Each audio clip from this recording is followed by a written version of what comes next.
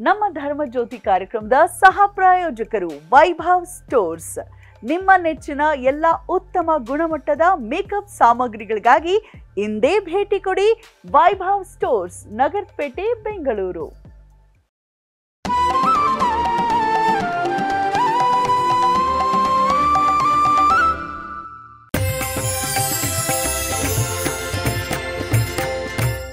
ಎಲ್ರಿಗೂ ನಮಸ್ಕಾರ, ಶುಭ ಮುಂಜಾನೆ. ತಮ್ಮೆಲ್ಲರಿಗೂ ಕೂಡ ದೀಪಾವಳಿ ಹಬ್ಬದ ವಿಶೇಷ ಧರ್ಮಜ್ಯೋತಿ ಕಾರ್ಯಕ್ರಮಕ್ಕೆ ಪ್ರೀತಿಪೂರ್ವಕ ಸ್ವಾಗತ, ಸುಸ್ವಾಗತ. ಇದು NKR TV ಕನ್ನಡ ವಾಹಿನಿಯ ಹೆಮ್ಮೆಯ ಪ್ರಸ್ತುತಿ ಕಾರ್ಯಕ್ರಮ ಎಂದೆನ್ನುತ್ತಾ ಬನ್ನಿ ಗುರುಗಳನ್ನ ಕಾರ್ಯಕ್ರಮಕ್ಕೆ ಸ್ವಾಗತಿಸೋಣ. ಇವತ್ತು ವಿಶೇಷವಾಗಿ ಎಲ್ಲರ ಮನೆಯಲ್ಲೂ ಲಕ್ಷ್ಮೀ ದೇವಿಯ ಆರಾಧನೆಯನ್ನ ಮಾಡಲಾಗುತ್ತೆ. ಯಾವ ಪರಿ ಆರಾಧನೆಯನ್ನ ಮಾಡಬೇಕು, ಲಕ್ಷ್ಮಿಯನ್ನ ಒಲಿಸ್ಕೊಳ್ಳೋ ಬಗೆ ಹೇಗೆ, ಸವಿಸ್ತಾರವಾಗಿ ನಮ್ಮೆಲ್ಲರಿಗೂ ತಿಳಿಯಪಡಿಸಲಿದ್ದಾರೆ ನಾಡಿನ ಹೆಸರಾಂತ ಜ್ಯೋತಿಷಿಗಳು, ವೇದಾಗಮ ಪಂಡಿತರು, ಆಧ್ಯಾತ್ಮಿಕ ಚಿಂತಕರು ಆದಂತಹ ವಾಚಸ್ಪತಿ ಗುರುಗಳೇ ನಮಸ್ಕಾರ. ಕಾರ್ಯಕ್ರಮಕ್ಕೆ ಹೃತ್ಪೂರ್ವಕ ಸ್ವಾಗತ. ತಮಗೆ ನಮಸ್ಕಾರ ಮತ್ತು ಧನ್ಯವಾದ. ನಿಮಗೆ ತಮಗೂ ಕೂಡ ಲಕ್ಷ್ಮೀ ಪೂಜೆಯ ವಿಶೇಷವಾದ ದೀಪಾವಳಿ ಹಬ್ಬದ ಹಾರ್ದಿಕ ಶುಭಾಶಯಗಳು ಗುರುಗಳೇ. ನಮ್ಮ ಕಡೆಯಿಂದ ದಯವಿಟ್ಟು ಸ್ವೀಕಾರ ಮಾಡಿ. ಮೊದಲಿಗೆ ಒಂದು ಶ್ಲೋಕ ಜೊತೆಗೆ ಪಂಚಾಂಗ ಶ್ರವಣ ಮಾಡೋಣವಾ? ಹಾಗೆ. ಓಂ ಲಕ್ಷ್ಮೀಂ ಕ್ಷೀರಸಮುದ್ರರಾಜತನಯಾಂ ಶ್ರೀರಂಗಧಾಮೇಶ್ವರೀಂ ದಾಸೀಭೂತ ಸಮಸ್ತದೇವವನಿತಾಂ ಲೋಕೈಕದೀಪಾಂಕುರಾಂ ಶ್ರೀಮನ್ಮಂದಕಟಾಕ್ಷಲಬ್ಧವಿಭವದ್ಬ್ರಹ್ಮೇಂದ್ರಗಂಗಾಧರಾಂ ತ್ವಾಂ ತ್ರೈಲೋಕ್ಯಕುಟುಂಬಿನೀಂ ಸರಸಿಜಾಂ ವಂದೇ ಮುಕುಂದಪ್ರಿಯಾಂ.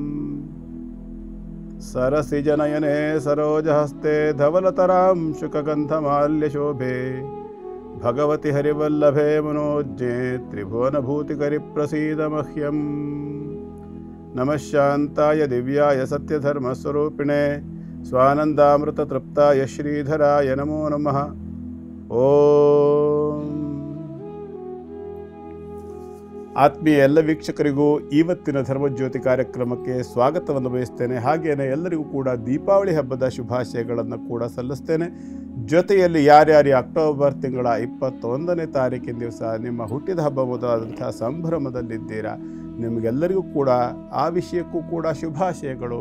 ನಿಮ್ಮೆಲ್ಲರ ಇಷ್ಟಾರ್ಥಗಳನ್ನು ಆ ಭಗವಂತ ಸಲ್ಲಿಸಲಿ ಅಂತ ಅವನಿಗೆ ಪ್ರಾರ್ಥನೆಯನ್ನು ಸಲ್ಲಿಸ್ತಾ ಮೊದಲು ಇವತ್ತಿನ ಪಂಚಾಂಗದ ಕಡೆ ಗಮನ ಹರಿಸೋಣ. ಇವತ್ತು ಸ್ವಸ್ತಿ ಶ್ರೀ ವಿಶ್ವಾವಸನಾಮ ಸಂವತ್ಸರದ ದಕ್ಷಿಣಾಯನ ಶರದ್ ಋತು ಆಶ್ವೀಜ ಮಾಸ ಕೃಷ್ಣ ಪಕ್ಷದ ಅಮಾವಾಸ್ಯೆ ದಿನ ಮಂಗಳವಾರ. ಇವತ್ತು ಚಿತ್ತಾ ನಕ್ಷತ್ರ ಕನ್ಯಾ ರಾಶಿಯಲ್ಲಿ ಚಂದ್ರನ ಸಂಚಾರ ಇದೆ. ಅದಾದ ನಂತರದಲ್ಲಿ ಚಿತ್ತಾ ನಕ್ಷತ್ರದಲ್ಲೇ ಇದ್ದರೂ ತುಲಾ ರಾಶಿಗೆ ಪ್ರವೇಶ ಮಾಡ್ತಕ್ಕಂತಹ ಚಂದ್ರ ಅಮಾವಾಸ್ಯೆ ಇರ್ತಕ್ಕಂಥದ್ದು. ಇವತ್ತು ವಿಷ್ಕಂಭ ಅನ್ನುವಂತಹ ಯೋಗ ಇದೆ, ಜೊತೆಯಲ್ಲಿ ನಾಗವಾನ್ ಅನ್ನುವಂತಹ ಕರಣ ಇದೆ. ಬಹಳ ಅದ್ಭುತವಾಗಿರ್ತಕ್ಕಂಥ ಸಂಯೋಗ ಇದು. ಇದು ಯಾಕೆ ಏನು ಎತ್ತ ಅನ್ನೋದನ್ನು ಆಮೇಲೆ ತಿಳಿಸ್ಕೊಡ್ತೀನಿ. ಅದಕ್ಕೆ ಮೊದಲನೇದಾಗಿ ಇವತ್ತಿನ ಗ್ರಹಸ್ಥಿತಿ ಹೇಗಿದೆ ಅಂತ ನೋಡೋಣ. ಮೇಷ, ವೃಷಭ, ಮಿಥುನ ರಾಶಿಯಲ್ಲಿ ಯಾವುದೇ ಗ್ರಹ ಸಂಚಾರ ಇಲ್ಲ. ಕರ್ಕಾಟಕದಲ್ಲಿ ಗುರು, ಸಿಂಹದಲ್ಲಿ ಕೇತು, ಕನ್ಯಾ ರಾಶಿಯಲ್ಲಿ ಮಧ್ಯಾಹ್ನದವರೆಗೆ ಚಂದ್ರ ಮತ್ತು ಶುಕ್ರ, ನಂತರದಲ್ಲಿ ಕನ್ಯಾ ರಾಶಿಯಲ್ಲಿ ಶುಕ್ರ ಒಬ್ಬನೇ ಉಳಿತಾನೆ. ತುಲಾ ರಾಶಿಗೆ ರವಿ, ಚಂದ್ರ, ಬುಧ, ಮಂಗಳ 4 ಗ್ರಹಗಳು ಸಾಲಾಗಿ 4, ಸೋಮವಾರ, ಮಂಗಳವಾರ, ಬುಧವಾರ ಅಂತ ಹೇಳಿದಾರೆ. ಹೇಗೆ ಹೇಳ್ತೀವಲ್ಲ ಹಾಗೆ ಭಾನುವಾರ, ಸೋಮವಾರ, ಮಂಗಳವಾರ, ಬುಧವಾರ ಅನ್ನೋ ಹಾಗೆ ಭಾನು, ಸೋಮ ಅಂದರೆ ಚಂದ್ರ, ಮಂಗಳ ಮತ್ತು ಬುಧ, ಈ ಪ್ರಾರಂಭದ 4 ಗ್ರಹಗಳು ತುಲಾ ರಾಶಿಯಲ್ಲಿರ್ತಕ್ಕಂಥದ್ದು ವಿಶೇಷ. ವೃಶ್ಚಿಕ, ಧನು, ಮಕರ ಈ 3 ರಾಶಿಯಲ್ಲಿ ಯಾವುದೇ ಗ್ರಹ ಸಂಚಾರ ಇಲ್ಲ. ಹಾಗೆ ಕುಂಭ ರಾಶಿಯಲ್ಲಿ ರಾಹು, ಮೀನ ರಾಶಿಯಲ್ಲಿ ಶನೇಶ್ವರ ಇದ್ದಾನೆ, ನಿಮಗೆಲ್ಲರಿಗೂ ಸಹ ಗೊತ್ತಿದೆ. ಇದು ಇವತ್ತಿನ ಗ್ರಹಸ್ಥಿತಿಯಾದರೆ ಇನ್ನೊಂದು ಬಹಳ ಮುಖ್ಯವಾಗಿರ್ತಕ್ಕಂಥ ವಿಚಾರ ಏನು ಅಂತ ಹೇಳಿದ್ನಲ್ಲ, ಅದನ್ನು ಆಮೇಲೆ ನೋಡೋಣ. ಖಂಡಿತ ಯಾವುದದು ಮುಖ್ಯವಾದ ವಿಚಾರ ತಿಳಿಯೋ ತವಕ ನಮಗೂ ಇದೆ. ಆದರೆ ಬಹಳಷ್ಟು ಜನ ಕಾಯ್ತಿರ್ತಾರೆ ದಿನ ಭವಿಷ್ಯದ ಸೆಗ್ಮೆಂಟ್ ಯಾವಾಗ ಸ್ಟಾರ್ಟ್ ಮಾಡ್ತಾರೆ ಅಂತ. ಹಾಗಾಗಿ ತಡ ಮಾಡದೆ ಪ್ರಾರಂಭ ಮಾಡೋಣ ದಿನ ಭವಿಷ್ಯ ವಿಭಾಗವನ್ನ.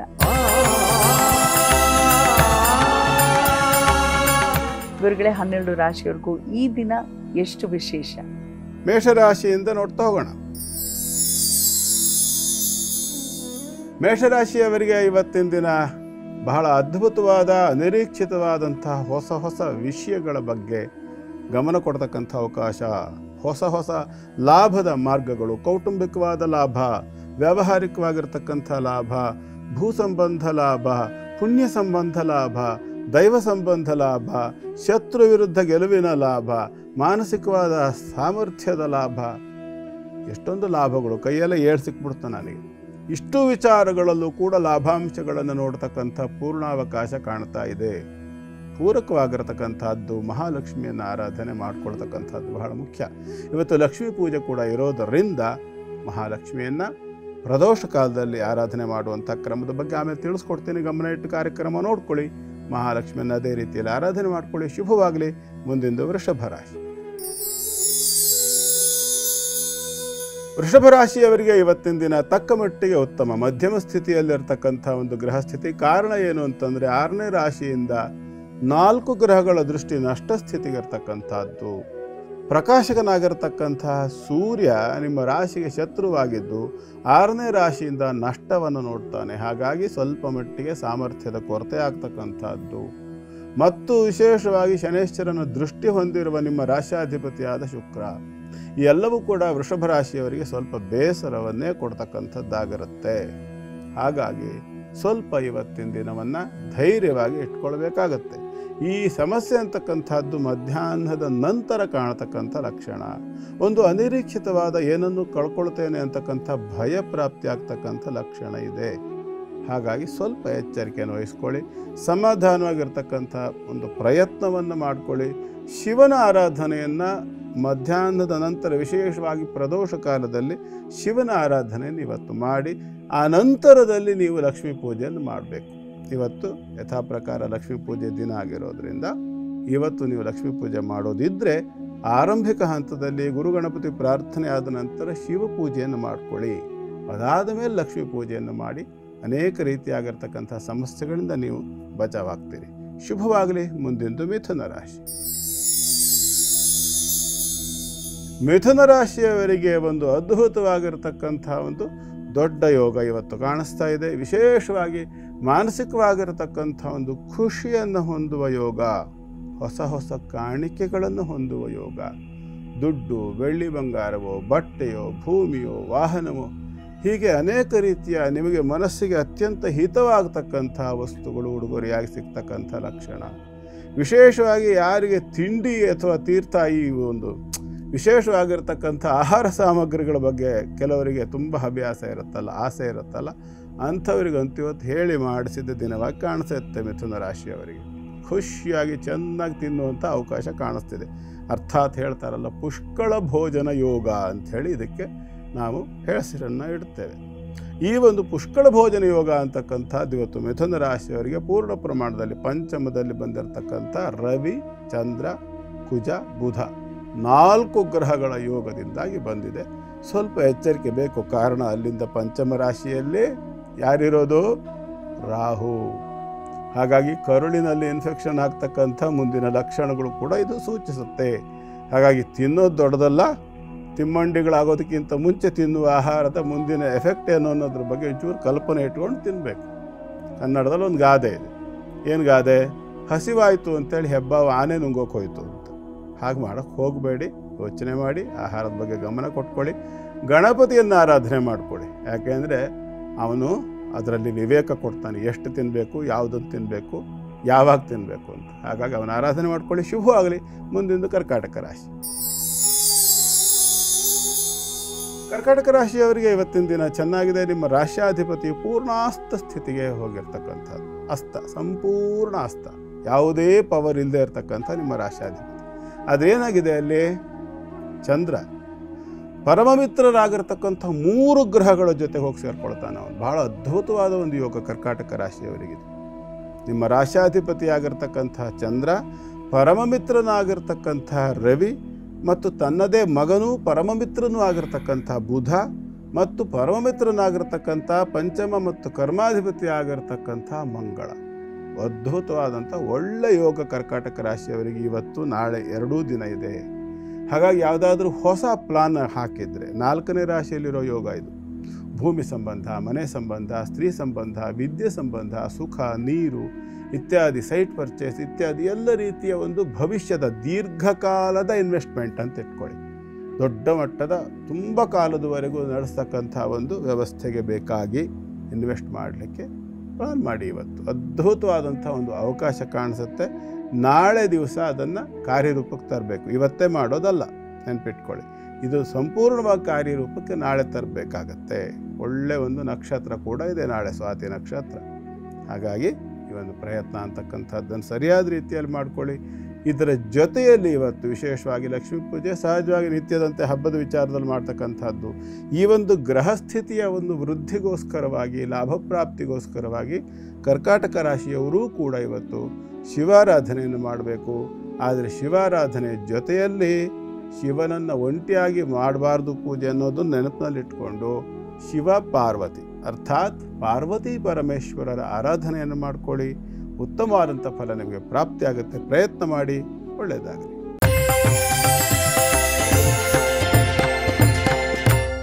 ಬದುಕು ನಡೀಬೇಕು ಅಂತ ಹೇಳಿದ್ರೆ ಎಲ್ಲವೂ ಬೇಕು, ಅದರಲ್ಲಿ ಲಕ್ಷ್ಮಿಯ ಕೃಪೆ ಕೂಡ ಬೇಕು.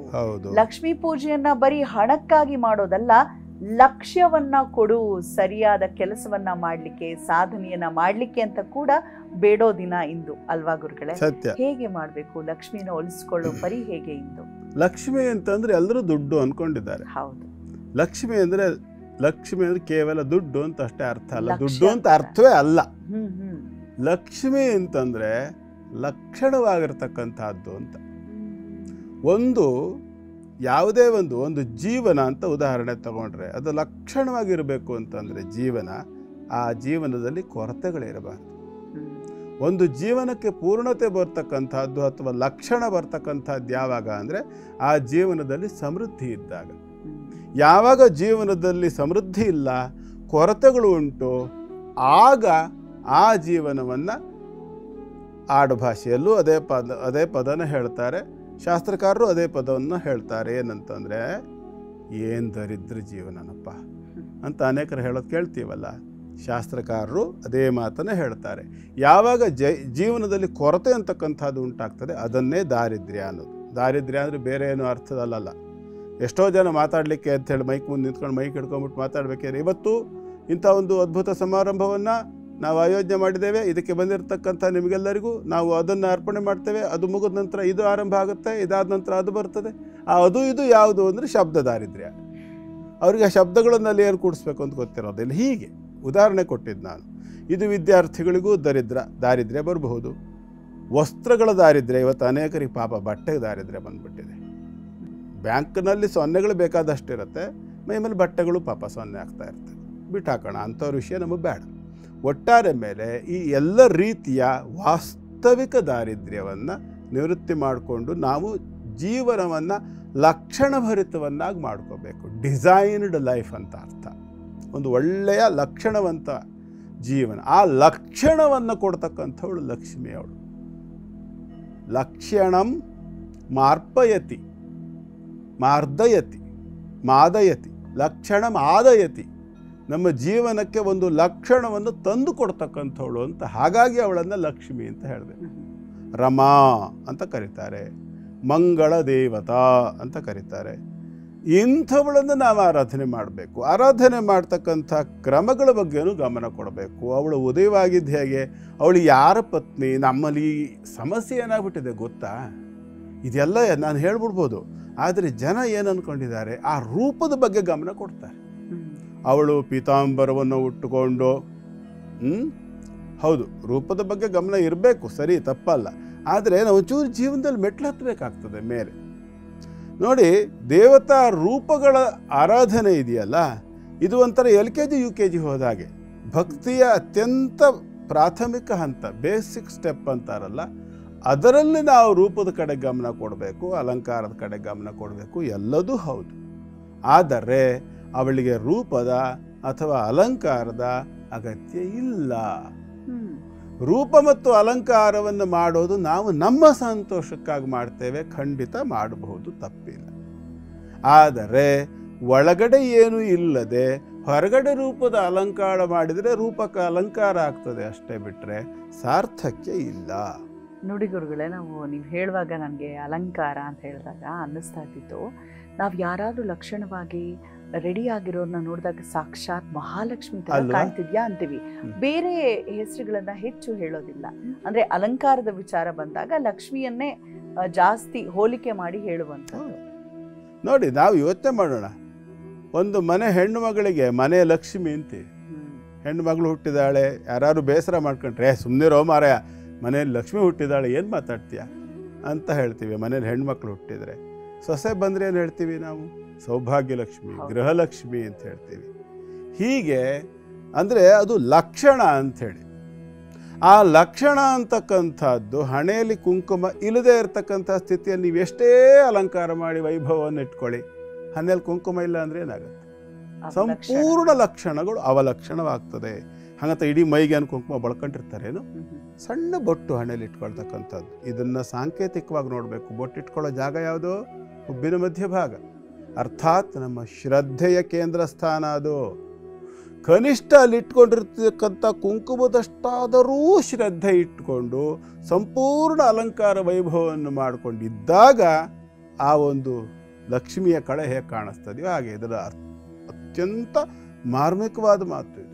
ನಿಮ್ಮ ಎಲ್ಲ ಅಲಂಕಾರ, ನಿಮ್ಮ ಎಲ್ಲ ವೈಭವ, ನಿಮ್ಮ ಎಲ್ಲ ರೀತಿಯ ಡೆಕೋರೇಷನ್ನು ಹಣೆಯಲ್ಲಿ ಕುಂಕುಮ ಇಲ್ಲದೆ ಇರತಕ್ಕಂತಹ ಮೇಕಪ್ ಮಾಡಿಕೊಂಡು, ಬಂಗಾರ ಎಲ್ಲ ಹಾಕ್ಕೊಂಡು, ಒಳ್ಳೆ ರೇಷ್ಮೆ ಸೀರೆ ಉಟ್ಕೊಂಡು, ತುಂಬ ಹೂಗುವೆಲ್ಲ ಮುಡ್ಕೊಂಡು, ತುಂಬ ಶ್ರದ್ಧೆಯಿಂದ ಭಕ್ತಿಯಿಂದ ಬಂದಿರತಕ್ಕಂಥ ಹೆಣ್ಣುಮಗಳ ಹಣೆಯಲ್ಲಿ ಕುಂಕುಮ ಒಂದು ಚಿಕ್ಕ ಬೊಟ್ಟು ಇಲ್ಲದೆ ಇದ್ದರೆ ಹೇಗೆ ಶೋಭಿಸಲಿಕ್ಕೆ ಸಾಧ್ಯವಿಲ್ಲವೋ ಅಲಂಕಾರಗಳು, ಹಾಗೇನೆ ನಾವು ಭಕ್ತಿಭಾವಗಳಿಲ್ಲದೆ, ಕನಿಷ್ಠ ಕುಂಕುಮದಷ್ಟಾದರೂ ಭಕ್ತಿಭಾವಗಳಿಲ್ಲದೆ ನಾವು ಅಲಂಕಾರ ಎಲ್ಲ ಮಾಡಿ, ಆಡಂಬರ ಗಿಡಂಬರ ಎಲ್ಲ ಉತ್ಸವ ಎಲ್ಲ ಅದ್ಭುತವಾಗಿ ಮಾಡಿ, ಒಂದು ಇಷ್ಟಾದರೂ ಅವಳ ಮೇಲೆ ಪ್ರೀತಿಯೋ ಗೌರವವೋ, ಆ ದೇವತಾ ಶಕ್ತಿ ಮೇಲೆ ಭಕ್ತಿಯೋ ಶ್ರದ್ಧೆಯೋ ತಾದಾತ್ಮ್ಯತೆಯೋ ಶರಣಾಗತಿಯೋ ಇಲ್ಲದೇ ಇದ್ದರೆ ಏನು ಉಪಯೋಗ ಇಲ್ಲ. ಹಾಗಾಗಿ ಇದನ್ನೆಲ್ಲ ಅರ್ಥ ಮಾಡ್ಕೊಳ್ಬೇಕು. ಇದು ಮೊದಲನೇ ಹಂತ. ಅಂದರೆ ನಾವು ಶ್ರದ್ಧೆಯಿಂದ ಮಾಡಬೇಕು. ಏನೇನು ಮಾಡಬೇಕು ವಿಧಾನಗಳನ್ನು ಅಂತ ನೋಡ್ತಾ ಹೋಗೋಣ. ಅದಕ್ಕಿಂತ ಮೊದಲನೇದಾಗಿ ಲಕ್ಷ್ಮಿಯನ್ನು ಮಹಾವಿಷ್ಣುವಿಗೆ ಜೋಡಿ ಮಾಡಿದ ಕಥೆಯನ್ನು ನಾವು ಕೇಳ್ತೇವೆ.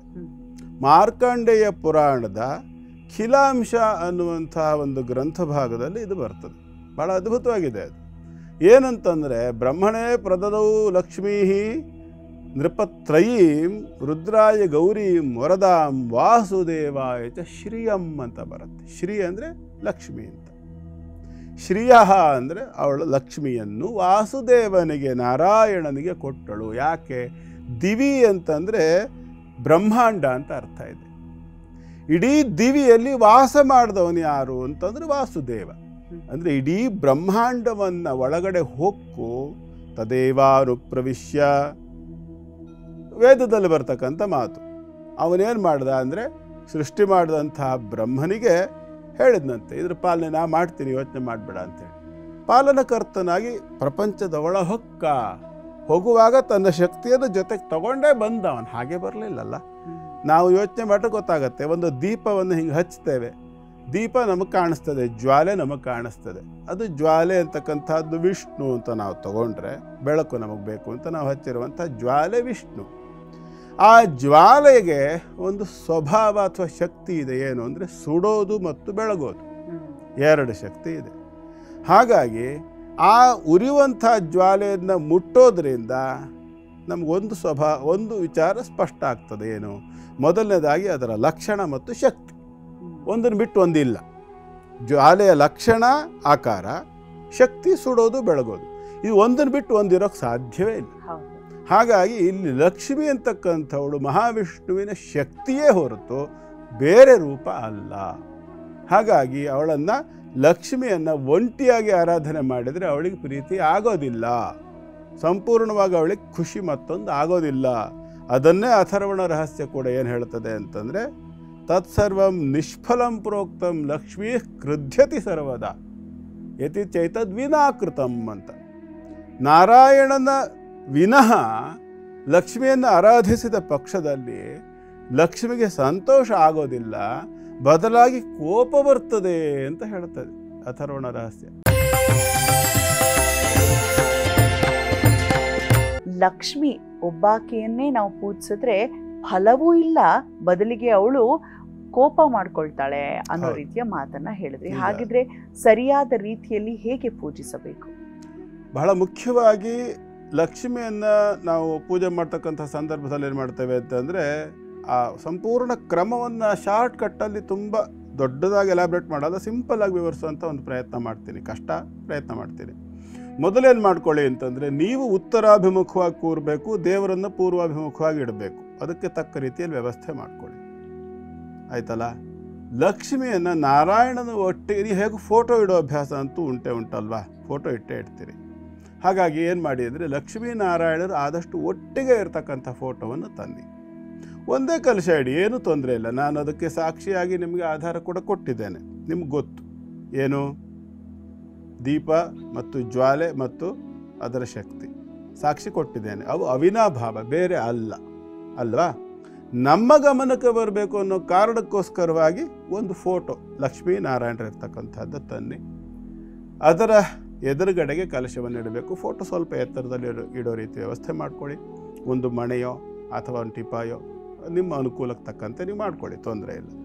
ರಂಗೋಲಿಯಲ್ಲಿ ಒಂದು ಅಷ್ಟದಳವನ್ನು ಹಾಕ್ಕೊಳ್ಬೇಕು ಅಂತ ಹೇಳುತ್ತೆ. ಅಷ್ಟದಳ ಅಂತಂದರೆ ಏನು, ಪ್ಲಸ್ ಆಕಾರದಲ್ಲಿ 2 ಗೆರೆ, ಇಂಟು ಆಕಾರದಲ್ಲಿ 2 ಗೆರೆ, ಒಟ್ಟು 8 ಗೆರೆಗಳಾಯಿತು. ಆ 8 ಗೆರೆಗಳನ್ನು ಹೀಗೆ ತುದಿಯಲ್ಲಿ ಅರಳಿ ಎಲೆ ಆಕಾರದಲ್ಲಿ ಕೂಡಿಸ್ಬೇಕು. 8, ಅದನ್ನು ಅಷ್ಟದಳ ಪದ್ಮ ಅಂತ ಕರೀತಾರೆ, ಅಷ್ಟದಳ ಕಮಲ ಅಂತಲೂ ಹೇಳ್ತಾರೆ. ಅದಿಲ್ಲ ನಿಮಗೆ ಬೇರೆ ರೀತಿಯಲ್ಲಿ ಕಮಲವನ್ನು 8 ದಳ ಬರೋ ರೀತಿಯಲ್ಲಿ ಹಾಕುವಂಥ ಕಲೆ ಗೊತ್ತಿದ್ದರೆ ಆ ಥರದಲ್ಲೂ ಹಾಕ್ಕೊಳ್ಳಿ, ಏನೂ ತೊಂದರೆ ಇಲ್ಲ. ಇದಾದ ನಂತರದಲ್ಲಿ ಅಲ್ಲಿ ಏನು ಮಾಡಬೇಕು, ಅದು ಮಣೆ ಮೇಲಾಗಲಿ ಟಿಪಾಯಿ ಮೇಲಾಗಲಿ ಅದನ್ನು ಹಾಕ್ಕೊಳ್ಬೇಕು. ಈ ರೀತಿ ರಂಗೋಲಿನ ಹಾಕ್ಕೋಬೇಕು. ಅದಾದ ನಂತರ ಅಲ್ಲಿ 2ಕ್ಕಿಂತ ಹೆಚ್ಚು ಅಥವಾ ಕನಿಷ್ಠ 2 ಬಾಳೆ ಎಲೆಗಳನ್ನು ಹಾಕಬೇಕು. ಅಕ್ಕಿಯನ್ನು ಹಾಕಬೇಕು. ಅದರ ಮೇಲೆ ಕುಂಭವನ್ನು ಇಡಬೇಕು. ಕುಂಭದಲ್ಲಿ ಲಕ್ಷಣವನ್ನು ನೆನಪಿಟ್ಕೊಳ್ಳಿ. ಅನೇಕರು ಏನು ಮಾಡ್ತೇವೆ, ಕೆಲವರು ಮಾಡೋದನ್ನು ನೋಡಿದ್ದೇನೆ. ಇಷ್ಟೇ ದೊಡ್ಡ ಕುಂಭ ಇಟ್ಬಿಡೋದು, ಅದ್ರ ಮೇಲೆ ಇಷ್ಟು ದೊಡ್ಡ ತೆಂಗಿನಕಾಯಿ ಇಟ್ಬಿಡೋದು. ಈ ಥರ ಮಾಡೋದಲ್ಲ. ಅಥವಾ ದೊಡ್ಡ ಕುಂಭ ಇಟ್ಬಿಡೋದು, ಅದರೊಳಗಡೆ ಚಿಕ್ಕದಿಷ್ಟೇ ದೊಡ್ಡ ತೆಂಗಿನಕಾಯಿ ಇಟ್ಬಿಡೋದು. ಈ ಥರದಲ್ಲಿ ಅನಾಟಮಿಕಲಿ ಅಂದರೆ ಭೌತಿಕ ಶರೀರದಲ್ಲಿ ಒಬ್ಬ ಮನುಷ್ಯ ತೆಳ್ಳಗಿರೋನಿಗೆ ದೊಡ್ಡ ತಲೆ ಇದ್ರೆ ಹೆಂಗೆ ಕಂಡವನು, ಅಥವಾ ದಪ್ಪ ಇರೋನಿಗೆ ಒಬ್ಬನಿಗೆ ಇಷ್ಟೇ ದೊಡ್ಡ ತಲೆ ಇದ್ರೆ ಹೆಂಗೆ ಕಂಡವನು, ತೆಂಗಿನಕಾಯಿ ತಲೆ ಅಂತ ಲೆಕ್ಕ. ಎಕ್ಸಾಕ್ಟ್ಲಿ. ಹಾಗಾಗಿ ಅದನ್ನೆಲ್ಲ ಗಮನದಲ್ಲಿಟ್ಕೊಂಡು ಅದು ಸ್ವಲ್ಪ ಅಲಂಕಾರ ಮಾಡಿದರೆ ಆ ಆಕಾರವನ್ನು ಇಟ್ಟರೆ ಶುದ್ಧ ರೀತಿಯಲ್ಲಿ ಕಾಣೋ ಹಾಗೆ ಇರಬೇಕು.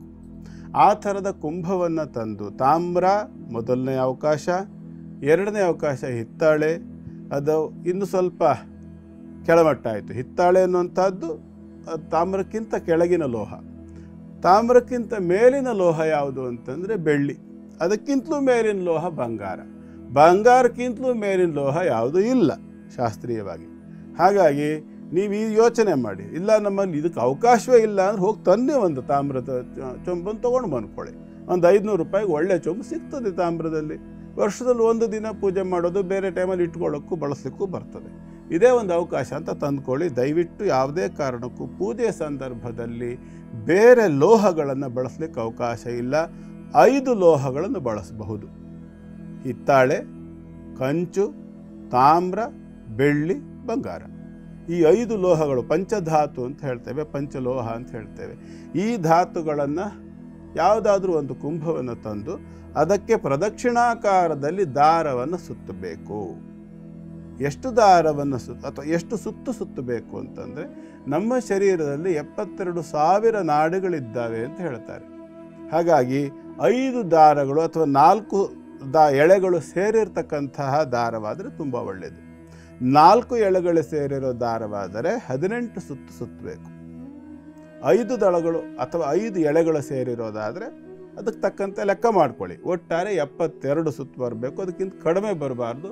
5ರಲ್ಲಿ 72 ಮಾಡೋಕ್ಕೆ ಬರೋಲ್ಲ, 75 ಮಾಡಲಿಕ್ಕೆ ಬರ್ತದೆ, ನಿಮ್ಗೆ ಗೊತ್ತು. ಸರಿಯಾದ ರೀತಿಯಲ್ಲಿ ಯೋಚನೆ ಮಾಡಿ. 72ಕ್ಕಿಂತ ಕಡಿಮೆ ಆಗಬಾರ್ದು, 72ಕ್ಕಿಂತ ಹೆಚ್ಚಾದ್ರೆ ತೊಂದರೆ ಇಲ್ಲ. ಅದಕ್ಕೆ ಸರಿಯಾದ ಲೆಕ್ಕಕ್ಕೆ ಬರೋ ರೀತಿಯಲ್ಲಿ ದಾರವನ್ನು ಸುತ್ತಬೇಕು. ಆನಂತರ ಅದರೊಳಗೆ ಸುಗಂಧ ದ್ರವ್ಯಗಳನ್ನು ಹಾಕಬೇಕು. ಸ್ವಚ್ಛವಾಗಿ ತೊಳೆದುಕೊಂಡಿರಬೇಕು. ಮೊದಲೇ ಸುಗಂಧ ದ್ರವ್ಯಗಳನ್ನು ಹಾಕಬೇಕು. ಸ್ಪಷ್ಟ ಹೇಳ್ತಾ ಇದ್ದೀನಿ, ಇಲ್ಲಿ ಸುಗಂಧ ದ್ರವ್ಯಗಳು ಅಂತಂದರೆ ಇವತ್ತು ಮಾರ್ಕೆಟ್ನಲ್ಲಿ ಸಿಗುವಂಥ ಸುಗಂಧ ದ್ರವ್ಯಗಳಿಗೆ ಅವಕಾಶ ಇಲ್ಲ. ಯಾಕೆಂದರೆ ಅದು ಕೆಮಿಕಲ್ ಮಿಕ್ಸ್ ಆಗಿರುತ್ತೆ, ಆಮೇಲೆ ಅದು ನೀವು ಕುಡಿಬೇಕಾಗತ್ತೆ ತೀರ್ಥ. ಯೋಚನೆ ಮಾಡಿ. ಹಾಗಾದ್ರೆ ಏನು ಹಾಕಬೇಕು ಗುರುಗಳೇ ಅಂತ, ಇವತ್ತೆಲ್ಲ ಕಡೆಯಲ್ಲೂ ಕೂಡ ಚಂದನ, ರಕ್ತಚಂದನದ ಆ ಒಂದು ಸಿಕ್ಕತ್ತೆ. ಅಂಗಡಿಗಳಲ್ಲೂ ಕೂಡ ಮಾರಾಟ ಮಾಡ್ತಾರೆ. ರಕ್ತಚಂದನದ ತುಂಡು, ಮರದ ತುಂಡು, ಅದನ್ನು ತಂದು ತೆಗೆದು ಅದರ ಗಂಧವನ್ನು ಹಾಕಬೇಕು. ಶುದ್ಧ ಶ್ರೀಗಂಧ ಸಿಕ್ಕಿದರೆ ಬರ್ತದೆ. ಇದು 2 ಸಿಗೋದಿಲ್ಲ ಗುರುಗಳೇ, ನಮ್ಗೆ ಆಗೋದಿಲ್ಲ, ಇದು 2 ತರಕ್ಕೆ ಸಾಧ್ಯ ಇಲ್ಲ ಅಂದರೆ ಒಂದು 20 ರೂಪಾಯಿ ಲಾವಂಚ ತಂದ್ಕೊಳ್ಳಿ. ಅದಕ್ಕಿಂತಲೂ ಸುಗಂಧ ಬೇಕಾ, ಒಂದು 20 ರೂಪಾಯಿ ಲಾವಂಚ ಅದನ್ನು ತಂದು ಅದನ್ನು ಒಂಚೂರು ಕರ್ಪೂರ, ಪಚ್ಚಕರ್ಪೂರ ಅಥವಾ ಇತ್ಯಾದಿ ಈ ಜಾಯಿಕಾಯಿ ಇತ್ಯಾದಿ ಕೆಲವಷ್ಟು ಸುಗಂಧ ದ್ರವ್ಯಗಳೇನು ಬರ್ತವೆ ಅಡುಗೆ ಮನೆಯಲ್ಲೂ ಸಹ ಇರ್ತಕ್ಕಂಥದ್ದನ್ನು ಬಳಸ್ಬೋದು. ಎಲ್ಲವನ್ನು ಒಟ್ಟು ಸೇರಿಸಿ ಕುಟ್ಟಿ ಪುಡಿ ಮಾಡಿ ಆ ಕಲಶದ ಒಳಗೆ ಹಾಕಬೇಕು. ಅದಾದ ನಂತರದಲ್ಲಿ ಶುದ್ಧವಾಗಿರತಕ್ಕಂಥ ನೀರನ್ನು ತಂದು ಅದಕ್ಕೆ ತುಂಬಬೇಕು. ಮಾವಿನ ಕುಡಿಗಳನ್ನು ಅದರೊಳಗೆ ಹಾಕಬೇಕು. ಅದಕ್ಕಿಂತ ಮೊದಲು ಏನು ಮಾಡಬೇಕು, ಪ್ರಾಣಶಕ್ತಿಯ ಸ್ಥಾಪನೆಗೋಸ್ಕರವಾಗಿ ಅದರ ಒಳಗೆ ಬಂಗಾರ ಅಥವಾ ಬೆಳ್ಳಿ ಅಥವಾ ತಾಮ್ರದ ಒಂದು ಕಾಸನ್ನು ಅಥವಾ ನಿಮ್ಮ ಶಕ್ತಿಯ ಅನುಸಾರ ಯಾವುದಾದ್ರೂ ಒಂದು ವಸ್ತುವನ್ನು ನೀರಿನಲ್ಲಿ ಹಾಕಬೇಕು. ಶುದ್ಧ ವಜ್ರದ ಹರಳುಗಳಿರೋದನ್ನು ಹಾಕಲಿಕ್ಕೆ ಬರೋದಿಲ್ಲ. ಇದನ್ನು ನೆನಪದಲ್ಲಿ ಇಟ್ಕೊಳ್ಳಿ. ಇದು ಪ್ರಾಣರೂಪ ಆಕರ್ಷಣೆಗೋಸ್ಕರವಾಗಿ ಆ ಒಂದು ಲೋಹವನ್ನು ಹಾಕಬೇಕು. ಯಾವುದೋ ಮೊದಲನೇದಾಗಿ ಬಂಗಾರ, ಆಗದಿದ್ದ ಪಕ್ಷದಲ್ಲಿ ಬೆಳ್ಳಿ, ಅದಕ್ಕೂ ಆಗದಿದ್ದ ಪಕ್ಷದಲ್ಲಿ ತಾಮ್ರದ ಒಂದು ಇಷ್ಟಗಲದ ಪೀಸ್ ತುಂಡನ್ನು ಅಲ್ಲಿ ಹಾಕಬೇಕು.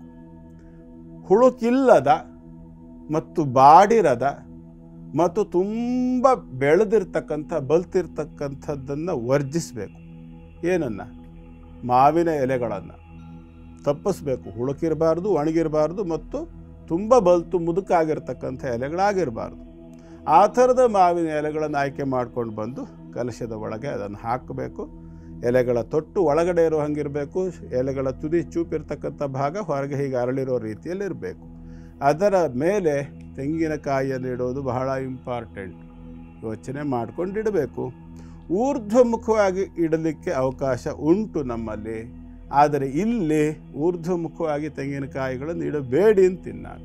ಕಾರಣ ಏನು ಅಂತಂದರೆ, ನೀವೇ ಹೇಳ್ತೀರಿ, ಒಂದು ಹಾಡು ನಮ್ಮಲ್ಲೆಲ್ಲ ಕೇಳಿದ್ದೀವಿ, ನಿನ್ನ ಕರುಣೆಯಿಂದೊಮ್ಮೆ ನಮ್ಮ ನೋಡಮ್ಮ ಹಾಡಿದೆಯಲ್ಲ. ಹೌದು. ಏನಂತದ್ದು? ಮಹಾಲಕ್ಷ್ಮಿ ಮನೆಗೆ ಬಾರಮ್ಮ, ಭಾಗ್ಯದ ಲಕ್ಷ್ಮಿ ಬಾರಮ್ಮ. ಅದರಲ್ಲಿ ಹೇಗೋ ಆಯ್ತಲ್ಲ. ಇನ್ನೊಂದು ಹಾಡಿದೆಯಲ್ಲ, ಮಹಾಲಕ್ಷ್ಮಿ ಮನೆಗೆ ಬಾರಮ್ಮ, ನೀನು ಪ್ರೇಮದಿಂದೊಮ್ಮೆ ನಮ್ಮ ನೋಡಮ್ಮ, ಶುಕ್ರವಾರವು ಪೂಜಾ ಸಮಯವು ನೀ ಬರದೆ ಸುಖ ಶಾಂತಿ ಕಾಣೆನು ಅಂತ ಒಂದು ಹಾಡಿದೆ ಅಲ್ವಾ. ಆ ಹಾಡಿನಲ್ಲಿ ಹಾಗೆ ಬರೋದು ಅಲ್ವಾ. ಅಂದರೆ ನಮ್ಮನ್ನು ನೋಡಬೇಕು ಅವಳು. ನಮ್ಮನ್ನು ನೋಡಬೇಕು ಅಂತಂದರೆ ತೆಂಗಿನಕಾಯಿಯಲ್ಲಿರ್ತಕ್ಕಂಥ ಕಣ್ಣನ್ನು ಮೇಲ್ಮುಖವಾಗಿಟ್ಟರೆ ಮೇಲೆ ನೋಡೋ, ನಾನು ನಿಮ್ಮನ್ನು ಹೇಗೆ ನೋಡಲಿ? ನಾನು ನಿಮ್ಮನ್ನು ನೋಡಬೇಕು ಅಂದರೆ ನಿಮ್ಮ ಕಡೆಗೆ ಇರಬೇಕಲ್ವ ನನ್ನ ಕಣ್ಣು. ಹಾಗಾದ್ರೆ ಏನು ಮಾಡಬೇಕಾಯ್ತು ನೀವು? ತೆಂಗಿನಕಾಯಿಯ ಜುಟ್ಟಿನ ಭಾಗವನ್ನು ಪೂರ್ವಾಭಿಮುಖವಾಗಿಡಬೇಕು. ಅರ್ಥಾತ್ ಅದು ನೀವು ಹೀಗೆ ಬಗ್ಗಿದ್ರೆ ನಿಮ್ಮನ್ನು ನೋಡ್ತಾ ಇದ್ದಾಳೆ ತಾಯಿ ಅನ್ನೋ ರೀತಿಯಲ್ಲಿ ಕಾಣುವಂತೆ ತೆಂಗಿನಕಾಯಿಯನ್ನು ಇಡೋ ವ್ಯವಸ್ಥೆ ಮಾಡ್ಕೋಬೇಕು. ಅದಕ್ಕೆ ಸಂಪೂರ್ಣವಾಗಿ ಅರಿಶಿನವನ್ನು ಬಳಿದು ಒಣಗಲಿಕ್ಕೆ ಒಂದು ಅರ್ಧ ಗಂಟೆ ಮೊದಲೇ ಬಿಟ್ಕೊಂಡಿರಬೇಕು. ಒಂದು ಕುಂಕುಮದ ಬೊಟ್ಟನ್ನು ಕರೆಕ್ಟಾಗಿ ಮಧ್ಯಭಾಗಕ್ಕೆ ಬರೋ ರೀತಿಯಲ್ಲಿ ಚೆಂದ ಮಾಡಿ ಅಲಂಕಾರ ಚೆನ್ನಾಗಿ ಕಾಣುವಂಗೆ ಮಾಡಬೇಕು. ಯಾಕೆ ಅಂತಂದರೆ ನಮ್ಮ ಮನಸ್ಸಲ್ಲಿ ನಿಲ್ಲಬೇಕು. DVG ಅವರು ಹೇಳಿದ ಹಾಗೆ, ಒಲುಮೆ ಮನ ನಿಂತೆಡಗೋ ಮಂಕುತಿಮ್ಮ ಅಂಥೇಳಿ. ಹಾಗೆ ನಮ್ಮ ಮನಸ್ಸು ಅದರ ಮೇಲೆ ಕೇಂದ್ರೀಕೃತವಾಗಬೇಕು. ಇವೆಲ್ಲ ಕ್ರಿಯೆಗಳನ್ನು ಮಾಡೋ ಉದ್ದೇಶ ಏನು ಅಂತಂದರೆ, ನಮ್ಮ ಒಂದು ಅಂತರ್ಮನಸ್ಸು, ನಮ್ಮ ಚಿತ್ತ, ನಮ್ಮ ಬುದ್ಧಿ, ನಮ್ಮ ವಿವೇಕ, ನಮ್ಮ ಭಾವಗಳು, ನಮ್ಮ ಒಂದು ಫೀಲಿಂಗ್ಸ್ ಅಂತ ನಾವೇನು ಹೇಳ್ತೇವೆ, ಇವೆಲ್ಲವೂ ಕೂಡ ಆ ದೇವತಾ ಚೈತನ್ಯವನ್ನು ಆಕರ್ಷಣೆ ಮಾಡ್ತಕ್ಕಂತಹ ಕಲಶ, ಪ್ರತಿಮೆ, ವಿಗ್ರಹ, ಫೋಟೋ ಅಥವಾ ರಂಗೋಲಿ ಯಂತ್ರ ಇತ್ಯಾದಿಗಳ ಮೇಲೆ ಕೇಂದ್ರೀಕರಣವಾಗಬೇಕು. ಅದು ಕೇಂದ್ರೀಕರಣವಾಗಬೇಕು ಅಂದರೆ ಅದು ಹೇಗತ್ತ ಹಾಗಿದ್ರೆ ಬರೋದಿಲ್ಲ. ಸುಂದರವಾಗಿರಬೇಕು, ಲಕ್ಷಣವಾಗಿರಬೇಕು ಅಲ್ವಾ. ಒಂದು ಒಳ್ಳೆ ಪ್ರಾಯಕ್ಕೆ ಬಂದಿರತಕ್ಕಂತಹ ಮೈಕೈಗೆ ತುಂಬಿಕೊಂಡು ಹೃಷ್ಟಪುಷ್ಟವಾಗಿ ಬೆಳೆದಿರ್ತಕ್ಕಂಥ ಒಂದು ಹಸುವನ್ನು ನೋಡಿದಾಗ ನಮಗೆ ಹೋಗಿ ಅದನ್ನು ಮುಟ್ಟಿದ ತಕ್ಷಣ ನಮಸ್ಕಾರ ಮಾಡಿಬಿಡ್ಬೇಕು ಅಂತ ಅನ್ಸುತ್ತೆ. ಅದು ಹತ್ತ ಹೋದಾಗ ಕೋಡಾಡಿಸಿದ ಮೇಲೆ ಭಯ ಆಗೋದು. ಅಲ್ಲಿವರೆಗೂ ನಮ್ಮ ಮನಸ್ಸು ತಡೆಯೋದಿಲ್ಲ ಅಲ್ವಾ. ಇದೆಲ್ಲ ಭಾವನೆಗಳಿಗೆ ಸಂಬಂಧಪಟ್ಟಿರ್ತಕ್ಕಂಥ. ಹಾಗಾಗಿ ಈ ಒಂದು ಪೂರ್ಣತೆಯನ್ನು ಕೊಟ್ಟು ಕಲಶದ ಮೇಲೆ ತೆಂಗಿನಕಾಯಿಯನ್ನು ಸರಿಯಾದ ರೀತಿಯಲ್ಲಿ ಇಟ್ಟು ಒಂದು ಕುಂಕುಮದ ಬೊಟ್ಟು, ಗಂಧ ಇತ್ಯಾದಿಗಳನ್ನೆಲ್ಲ ಲೇಪನ ಮಾಡಿ ಚೆಂದ ಮಾಡಿ, ವಿಶೇಷವಾಗಿ ಮಲ್ಲಿಗೆ, ಸಂಪಿಗೆ, ಸೇವಂತಿಗೆ, ಕಮಲ, ಬಿಲ್ವ, ಅವಳಿಗೆ ಇಷ್ಟವಾಗಿರ್ತಕ್ಕಂಥದ್ದನ್ನು ಹೇಳ್ತಾ ಇದ್ದೀನಿ ನಾನು. ಇವೆಲ್ಲ ಹೂವು ಪತ್ರೆಗಳು, ಮರುಗ, ದವನ, ಜಾಜಿ, ಈ ಎಲ್ಲ ಪುಷ್ಪಗಳನ್ನು ನೀಟಾಗಿ ಚಂದ ಮಾಡಿ ಅಲಂಕಾರ ಮಾಡಿ ಎದುರುಗಡೆ ಕೂತ್ಕೋಬೇಕು.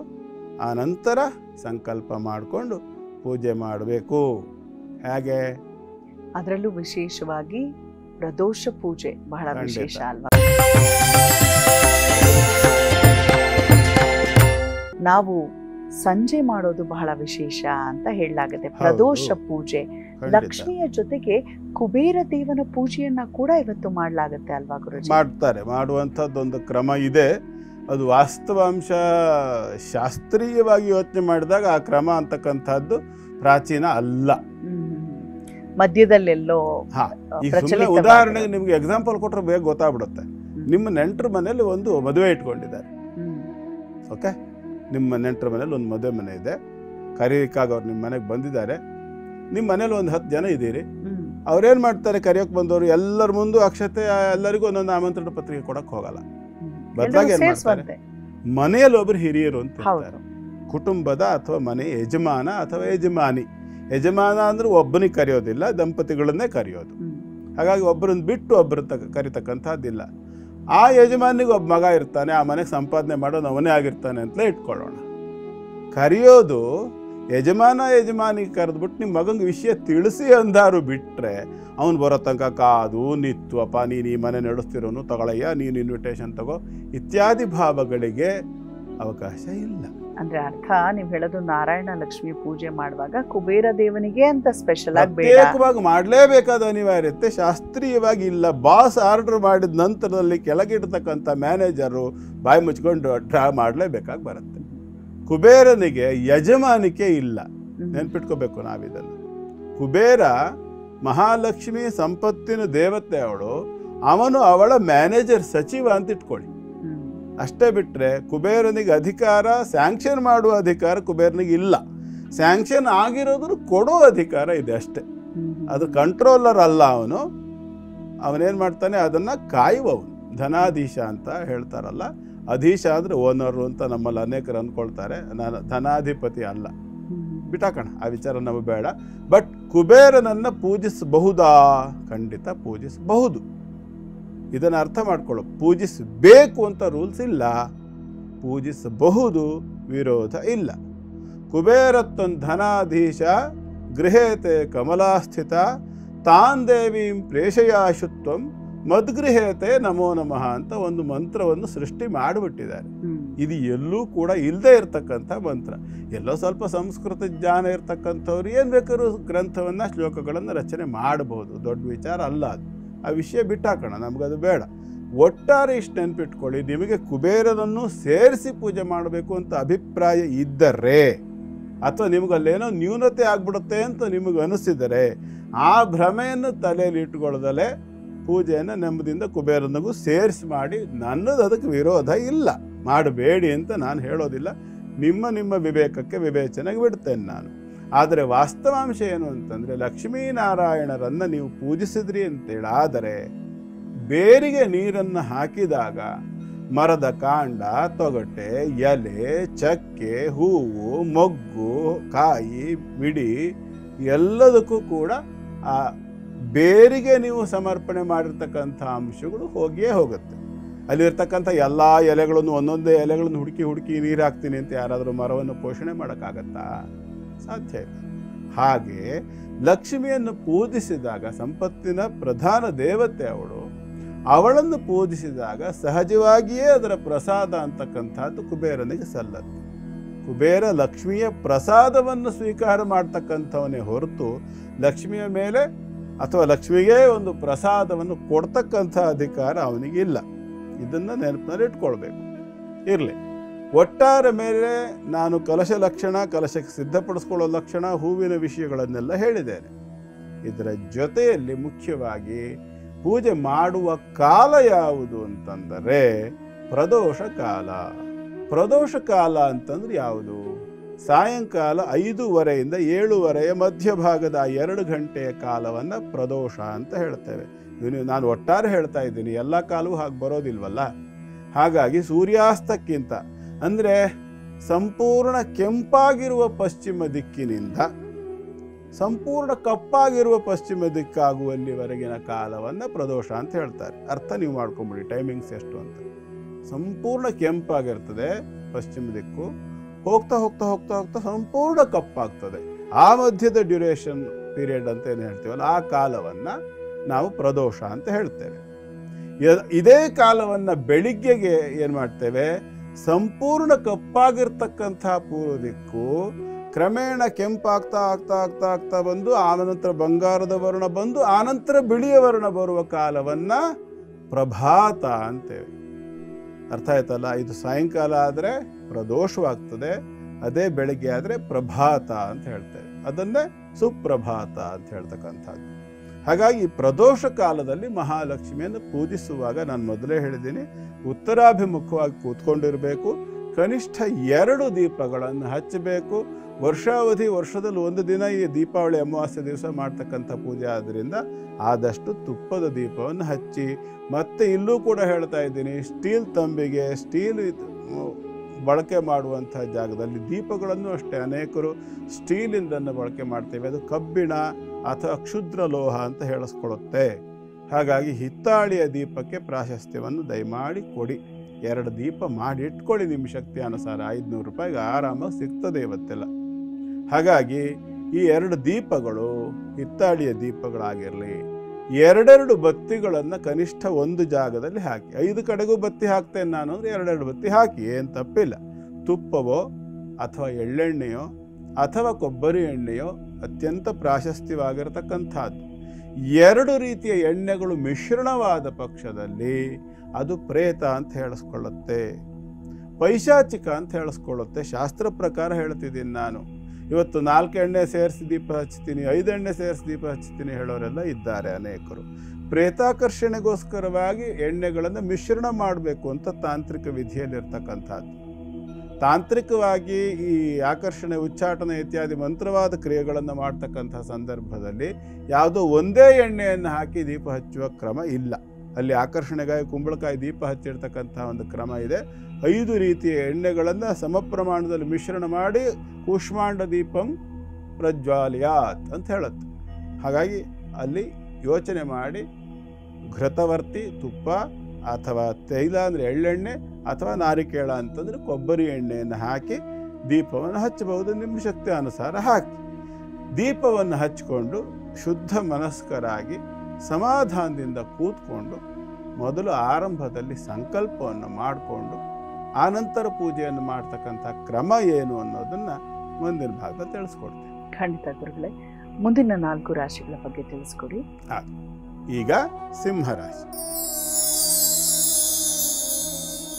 ಸಿಂಹರಾಶಿಯವರಿಗೆ ಇವತ್ತಿನ ದಿನ ಚೆನ್ನಾಗಿದೆ. ರಾಶಾಧಿಪತಿ ತೃತೀಯದಲ್ಲಿ ನೀಚನಾಗಿರೋದ್ರಿಂದ ಮಾನಸಿಕವಾಗಿ ಗಟ್ಟಿತನವನ್ನು ನೀವು ನಿರೀಕ್ಷೆ ಮಾಡಬಹುದು. ಆದರೆ ಪಂಚಮಾಧಿಪತಿಯಾಗಿ 12ನೇ ಮನೆಗೆ ಬಂದಿರುವಂತಹ ಅಷ್ಟಮಾಧಿಪತಿ ಆಗಿರ್ತಕ್ಕಂತಹ ಗುರು ಅವನೇನು ಅಂದರೆ ಆರೋಗ್ಯದಲ್ಲಿ ವ್ಯತ್ಯಾಸವನ್ನು ಕೊಡ್ತಾನೆ. ಕಾರಣ ಅಷ್ಟಮದಲ್ಲಿರ್ತಕ್ಕಂಥ ಶನೈಶ್ಚರ ಕೂಡ ಇದಕ್ಕೆ ಕಾರಣ ಆಗಿರ್ತಾನೆ. ಧನಸ್ಥಾನಕ್ಕೆ ಅಂದರೆ ಆಸ್ಪತ್ರೆಗೋಸ್ಕರವಾಗಿ ಹಣವನ್ನು ಖರ್ಚು ಮಾಡಬೇಕಾದಂಥ ಲಕ್ಷಣ ಕಾಣಿಸುತ್ತೆ. ಹಾಗಾಗಿ ಈ ವಿಚಾರದಲ್ಲಿ ಸ್ವಲ್ಪ ಬೇಸರವೂ ಕೂಡ ಆಗಬಹುದು. ಇದೇನಪ್ಪ ಹಬ್ಬದ ಸಂದರ್ಭದಲ್ಲಿ ಏನೋ ಇದು ಎಲ್ಲ ಒಟ್ಟು ಇವತ್ತೇನೋ ಸರಿ ಇಲ್ಲ ಇತ್ಯಾದಿ ಯೋಚನೆಗಳು ಬಂದ ಪಕ್ಷದಲ್ಲಿ ಈಗ ಇನ್ನೂ 9 ಆಗಿಲ್ಲ, ಬೆಳಗಿನ ಹೊತ್ತು ಇನ್ನೂ ಸೂರ್ಯ ಚಂಡಕಿರಣ ಆಗಿಲ್ಲ. ಹಾಗಾಗಿ ಈಗಲೇ ಹೋಗಿ ಸೂರ್ಯನ ಮುಂದೆ ನಿಂತು ಕೈ ಮುಗಿದು 12 ಬಾರಿ ಕನಿಷ್ಠ ಸೂರ್ಯ ನಮಸ್ಕಾರವನ್ನು ಮಾಡಿ, ಅದಿಲ್ಲ ಅಂದರೆ ಅರ್ಘ್ಯ ಅನ್ನುವಂಥ ಒಂದು ವಿಧಾನ ಇದೆ. ಆ ಅರ್ಘ್ಯ ವಿಧಾನ ಏನಪ್ಪ ಅಂತಂದರೆ ಸ್ವಲ್ಪ ಅಗಲವಾದ ಪಾತ್ರೆಯಲ್ಲಿ ಜಾಸ್ತಿ ನೀರನ್ನು ಇಟ್ಕೊಳ್ಳಿ, 2 ಅಂಜಲಿಗಳನ್ನು ಆ ನೀರಿನಲ್ಲಿ ಮುಳುಗಿಸಿ ಹೀಗೆ ಅಂಜಲಿಯ ತುಂಬ ನೀರನ್ನು ತಗೋಬೇಕು.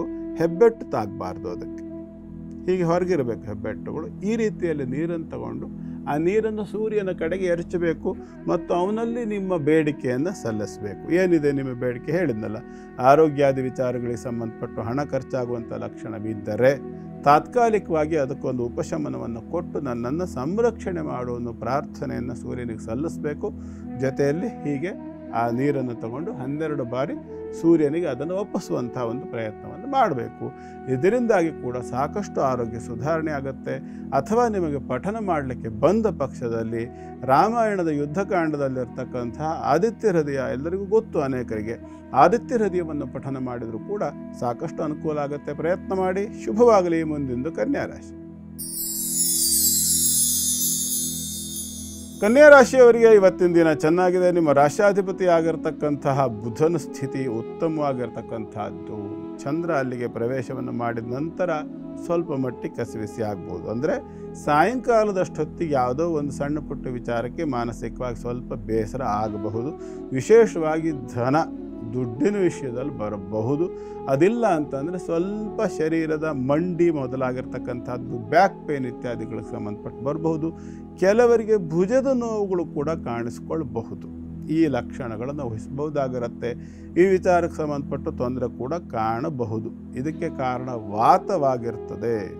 ಅಗೇನ್ ಮತ್ತೆ ಹೇಳ್ತೇನೆ, ಇದು ವಾತ ಪ್ರಕೋಪದಿಂದ ಬರ್ತಕ್ಕಂಥದ್ದಾಗಿರ್ತದೆ. ವಾತ ಸಂಬಂಧಿತವಾಗಿರ್ತಕ್ಕಂಥ ಯೋಗ ಮತ್ತು ವಿಶೇಷವಾಗಿ ಅಲ್ಲಿ ಮಂಗಳ ಇರೋದರಿಂದ ಬಾಧೆ, ಪೈನು, ಚುಚ್ಚಿದ ಅನುಭವ ಇತ್ಯಾದಿಗಳು ಹೆಚ್ಚಾಗಬಹುದು. ಕಣ್ಣಿನ ಸಮಸ್ಯೆ ಇರ್ತಕ್ಕಂಥ ಕನ್ಯಾ ರಾಶಿಯವರಿಗೆ ಸ್ವಲ್ಪ ವಿಶೇಷವಾಗಿ ಸಮಸ್ಯೆ ಕೂಡ ಬರಬಹುದು. ಯಾವ ರೀತಿಯಲ್ಲಿ ಸಮಸ್ಯೆ ಬರಬಹುದು ಅಂದರೆ ಅಲ್ಲಿ ಅಗ್ನಿತತ್ವ ಆಗಿರ್ತಕ್ಕಂಥ ಮಂಗಳ ಇದ್ದಾನೆ, ಮತ್ತೊಂದು ಅಗ್ನಿತತ್ವ ಆಗಿರ್ತಕ್ಕಂಥ ಸೂರ್ಯ ಕೂಡ ಇದ್ದಾನೆ. ಅರ್ಥಾತ್ ದೀಪಾವಳಿ ಪಟಾಕಿ ಹಚ್ಚತಕ್ಕಂಥ ಸಂದರ್ಭದಲ್ಲಿ ಕಣ್ಣಿಗೆ ತೊಂದರೆ ಆಗೋ ಲಕ್ಷಣ ಕನ್ಯಾ ರಾಶಿಯವರಿಗೆ ಕಾಣಿಸುತ್ತೆ. ಹಾಗಾಗಿ ಎಚ್ಚರಿಕೆ ವಹಿಸ್ಕೊಳ್ಳಿ. ಒಂದು ವರ್ಷದಲ್ಲಿ ಒಂದು ದಿವಸ ಮಾಡಿದ ಒಂದು ಸಣ್ಣ ಎಡವಟ್ಟಿನಿಂದ ಜೀವನ ಪರ್ಯಂತ ಕನ್ನಡಕ ಹಾಕ್ಕೊಳ್ಳೋ ಪ್ರಸಂಗ ಬರ್ಬೋದು, ಅಥವಾ ಕನ್ನಡಕವೇ ಬೇಕಾಗಿಯೂ ಇಲ್ಲ ಅನ್ನೋ ಥರ ಪರಿಸ್ಥಿತಿಯು ಅನೇಕರಿಗೆ ಬಂದಿದ್ದನ್ನು ನಾವು ಹಿಂದೆಲ್ಲ ಘಟನೆಗಳನ್ನು ನೋಡಿದ್ದೇವೆ. ಎಚ್ಚರಿಕೆ ಬಹಳ ಮುಖ್ಯ. ಹಾಗಾಗಿ ಗಮನ ವಹಿಸ್ಕೊಳ್ಳಿ. ಮತ್ತು ಸಣ್ಣ ಪುಟ್ಟ ಕಣ್ಣಿನ ಸಮಸ್ಯೆಗಳು ಬಂದ ಪಕ್ಷದಲ್ಲಿ ಅಶ್ವಿನಿ ದೇವತೆಗಳನ್ನು ಸ್ಮರಣೆ ಮಾಡಿ ಕಣ್ಣುಗಳನ್ನು ತೊಳೆದುಕೊಳ್ಳಿ. ಕಣ್ಣು ಮುಚ್ಚಿಕೊಂಡು ತೊಳ್ಕೊಳ್ಬೇಕು. ಕಣ್ಣಿನ ಒಳಗೆ ನೀರು ಹೋಗ್ತಕ್ಕಂಥದ್ದು ಅಷ್ಟು ಉತ್ತಮ ಅಲ್ಲ. ಹಾಗಾಗಿ ಒದ್ದೆ ಕೈಯಿಂದ ಅಥವಾ ಒದ್ದೆ ಬಟ್ಟೆಯಿಂದ ಕಣ್ಣು ಒರೆಸ್ಕೊಳ್ಳೋದು ಅಥವಾ ನೀರು ಹೊಡ್ಕೊಳ್ಳೋದು ಇತ್ಯಾದಿಗಳನ್ನು ಮಾಡ್ಕೊಳ್ತಕ್ಕಂಥದ್ದು, ಅಶ್ವಿನಿ ದೇವತೆಗಳ ಸ್ಮರಣೆ ಮಾಡ್ಕೊಳ್ತಕ್ಕಂಥದ್ದು ಶುಭ. ಒಳ್ಳೆಯದಾಗಲಿ. ಮುಂದಿಂದು ತುಲಾರಾಶಿ. ತುಲಾರಾಶಿಯವರಿಗೆ ಇವತ್ತಿನ ದಿನ ಸ್ವಲ್ಪ ಮಟ್ಟಿಗೆ ಸಮಾಧಾನಕರವಾಗಿದೆ. ಸ್ವಂತ ಉದ್ಯೋಗವನ್ನು ಮಾಡ್ತಕ್ಕಂಥವರಿಗೆ, ಅದರಲ್ಲೂ ವಿಶೇಷವಾಗಿ ಮಧ್ಯಾಹ್ನದ ನಂತರದಲ್ಲಿ ಇನ್ವೆಸ್ಟ್ಮೆಂಟ್ ಮಾಡಿ ಕೆಲಸ ಮಾಡ್ತಕ್ಕಂಥವರು, ಶಾರೀರಿಕವಾದ ಸಾಮರ್ಥ್ಯವನ್ನು ವಹಿಸಿ ಕೆಲಸ ಮಾಡ್ತಕ್ಕಂಥವರು, ಕಷ್ಟ ಸಹಿಷ್ಣುಗಳು, ಶ್ರಮಜೀವಿಗಳು, ಕಲಾವಿದರುಗಳು ಇತ್ಯಾದಿಗಳಿಗೆಲ್ಲರಿಗೂ ಕೂಡ ಇವತ್ತಿನ ದಿನ ಸ್ವಲ್ಪ ಸಮಾಧಾನಕರವಾಗಿ ಕಾಣಿಸುತ್ತೆ.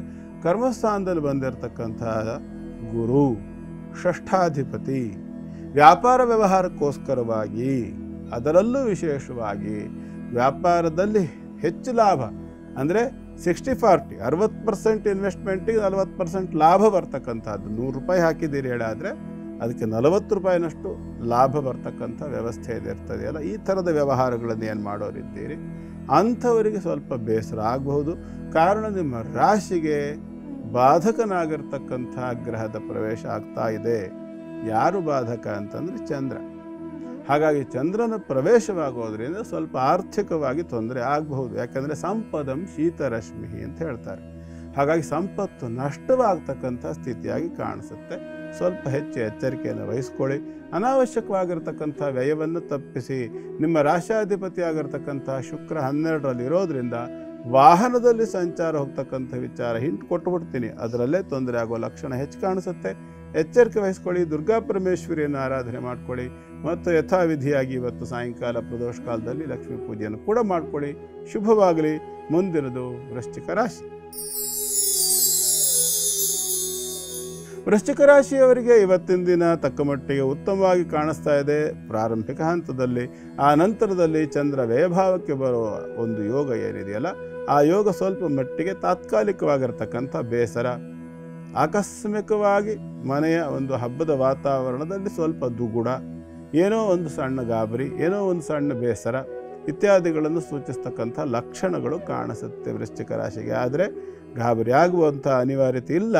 ಯಾವುದೇ ರೀತಿಯ ದೊಡ್ಡ ಹಾನಿ ಆಗ್ತಕ್ಕಂಥ ಯಾವ ಲಕ್ಷಣವೂ ಇಲ್ಲ.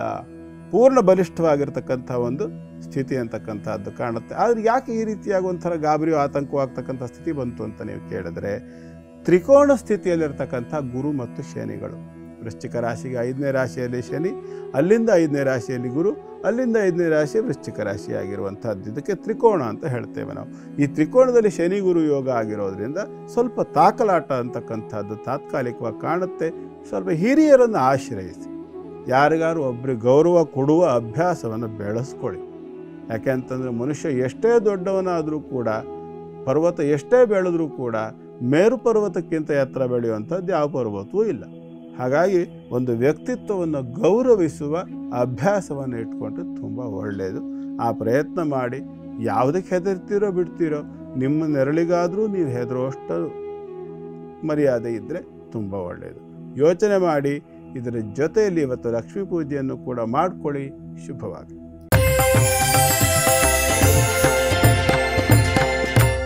ದೇವಿಯನ್ನ ಆರಾಧನೆ ಮಾಡುವಂಥ ಬಗೆ ಹೇಗೆ ಅಂತ ಅದ್ರ ಜೊತೆಗೆ ನಾನು ನಿಮ್ಗೊಂದು ಪ್ರಶ್ನೆನ ಆಗ್ಲೇ ಕೇಳಿದ್ದೆ. ಇವತ್ತು ರಾಮ ಸೀತರಿಗೂ ಕೂಡ ಅಯೋಧ್ಯೆಗೂ ಕೂಡ ಏನೋ ಒಂದು ವಿಶೇಷವಾದ ಒಂದು ಮಹತ್ವಪೂರ್ಣವಾದಂತಹ ದಿನ ಅಂತ ಕೂಡ ಅದಕ್ಕೂ ಉತ್ತರಿಸಿದ್ದೀರಾ ಅಂತ ಭಾವಿಸ್ತೇನೆ. ದಯಮಾಡಿ ಮಾತುಕತೆ ಮುಂದುವರಿಸಿ. ಆರಂಭದಲ್ಲೇ ರಾಮಾಯಣ ಮುಟ್ಕೊಂಡ್ಬಿಡೋಣ. ಯಾಕಂದ್ರೆ ಆದಿಕಾವ್ಯ, ನಮ್ಮ ಭಾರತದ ಮೊಟ್ಟ ಮೊದಲ ಕಾವ್ಯ ಅಂತ ಹೇಳ್ತಾರೆ. ರಾಮಾಯಣದಲ್ಲಿ ಏನಾಗ್ತದೆ, ನಮ್ಗೆಲ್ಲರಿಗೂ ಸಹ ಗೊತ್ತು, ರಾಮ ವನವಾಸಕ್ಕೆ ಹೋಗಿದ್ದು ಗೊತ್ತು. ಆಗ ವನವಾಸಕ್ಕೆ ಹೋಗಿದ್ದು ಗೊತ್ತಾದ ನಂತರದಲ್ಲಿ ಭರತ ಯಾವಾಗ ಹೋಗ್ತಾನಲ್ಲ, ಪಾದುಕೆಯನ್ನು ತಗೊಂಡು ಬರ್ತಾನಲ್ಲ, ಪಾದುಕೆ ತಗೊಂಡು ಬಂದಂತಹ ಭರತ ಹೇಳಿರ್ತಾನೆ, ನೀನೇನಾದರೂ 14 ವರ್ಷ ಮುಗಿದ ಕ್ಷಣದಲ್ಲಿ ಬರಲಿಲ್ಲ ಆದರೆ ತಾನು ಖಂಡಿತವಾಗಲು ಅಗ್ನಿ ಪ್ರವೇಶ ಮಾಡ್ತೇನೆ ಅಂತ ಹೇಳಿರ್ತಾನೆ. ಹಾಗಾಗಿ ರಾಮನಿಗೆ ಅದೊಂದು ಗಾಬರಿ, ಎಲ್ಲಿ ತಾನು ತಡ ಆದರೆ ಭರತ ಅಗ್ನಿ ಪ್ರವೇಶ ಮಾಡಿಬಿಡ್ತಾನೋ ಅಂತ. ಆ ಗಾಬರಿಗೆ ರಾಮ ಏನು ಮಾಡಿರ್ತಾನೆ ಅಂದರೆ ಹನುಮಂತನನ್ನು ಮುಂದೆ ಕಳಿಸಿ ಅವನು ಆಗಲೇ ಅಗ್ನಿಕುಂಡ ಸಿದ್ಧ ಮಾಡ್ಕೊಂಡ್ಬಿಟ್ಟಿದ್ದಾನೆ ಭರತ. ನಾಳೆ ಬೆಳಿಗ್ಗೆ ಸೂರ್ಯೋದಯದ ಒಳಗಡೆಗೆ ರಾಮ ಬರಲಿಲ್ಲ, ಖಂಡಿತವಾಗಿ ತಾನು ಅಗ್ನಿ ಪ್ರವೇಶ ಮಾಡಬೇಕು, ಎಲ್ಲ ಸಿದ್ಧತೆ ಆಗೋಗ್ಬಿಟ್ಟಿದೆ. ಸಾಯಂಕಾಲ ಅದೇ ಅಗ್ನಿಕುಂಡದಲ್ಲಿ ಅಗ್ನಿ ಕಾರ್ಯ ಮಾಡ್ತಿದ್ದಾನೆ. ಆವಾಗ ಬಂದು ಇಳಿತಾನೆ ಹನುಮಂತ. ಗಾಬರಿ ಆಗ್ಬೇಡಪ್ಪ, ಇಲ್ಲೇ ಭರದ್ವಾಜಾಶ್ರಮದಲ್ಲಿದ್ದಾನೆ ಅಂತ.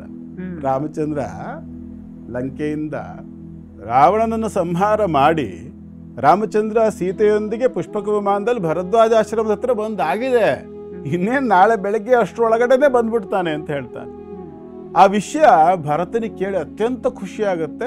ನಾಳೆ ಬೆಳಗ್ಗೆ ತನಕ ಕಾಯಕ್ಕಾಗಲ್ಲ, ಈಗಲೇ ಬರೋಕೆ ಹೇಳು ಅಂತಾನೆ. 14 ವರ್ಷ ಕಾದಿದ್ದೀನಿ ನಾನು ನಮ್ಮ ಅಣ್ಣನಿಗೋಸ್ಕರ, ನಾಳೆ ಬೆಳಗ್ಗೆ ತನಕ ನನಗೆ ಕಾಯಕ್ಕಾಗಲ್ಲ, ಈಗಲೇ ಬರಬೇಕು ಅಂತ. ಆಗಿಂದಾಗ ಆಂಜನೇಯ ಹೋಗ್ತಾನೆ ಭರದ್ವಾಜಾಶ್ರಮದಿಂದ ರಾಮಾದಿಗಳನ್ನು ಕರ್ಕೊಂಡ್ಬರೋಷ್ಟರಲ್ಲಿ ದೀಪಾವಳಿ ಆಚರಣೆ ಅಯೋಧ್ಯೆಯಲ್ಲಿ ಸಿದ್ಧವಾಗಿರುತ್ತೆ. ಅಂದ್ರೆ ಆ ಕತ್ತಲೆಯನ್ನ ಕಳೆಯೋದಕ್ಕಾಗಿ ಖಂಡಿತ ರಾವಣನ ಸಂಹಾರವಾಗಿ ಲೋಕ ಕಲ್ಯಾಣವನ್ನು ಮಾಡಿದ್ದಲ್ಲದೆ 10 ತಿಂಗಳ ಕಾಲ ತನ್ನ ಪತ್ನಿಯನ್ನು ಕಳೆದು ದೂರದಲ್ಲಿದ್ದಂತಹ ರಾಮಚಂದ್ರ ಪತ್ನಿಯನ್ನೂ ಹೊಂದಿದ, ಲೋಕಕ್ಷೇಮವನ್ನೂ ಉಂಟು ಮಾಡಿದ, ಭರತನಿಗೆ ಸಮಾಧಾನವನ್ನು ಕೊಟ್ಟ, ಅಯೋಧ್ಯೆ ರಾಜನಾದ.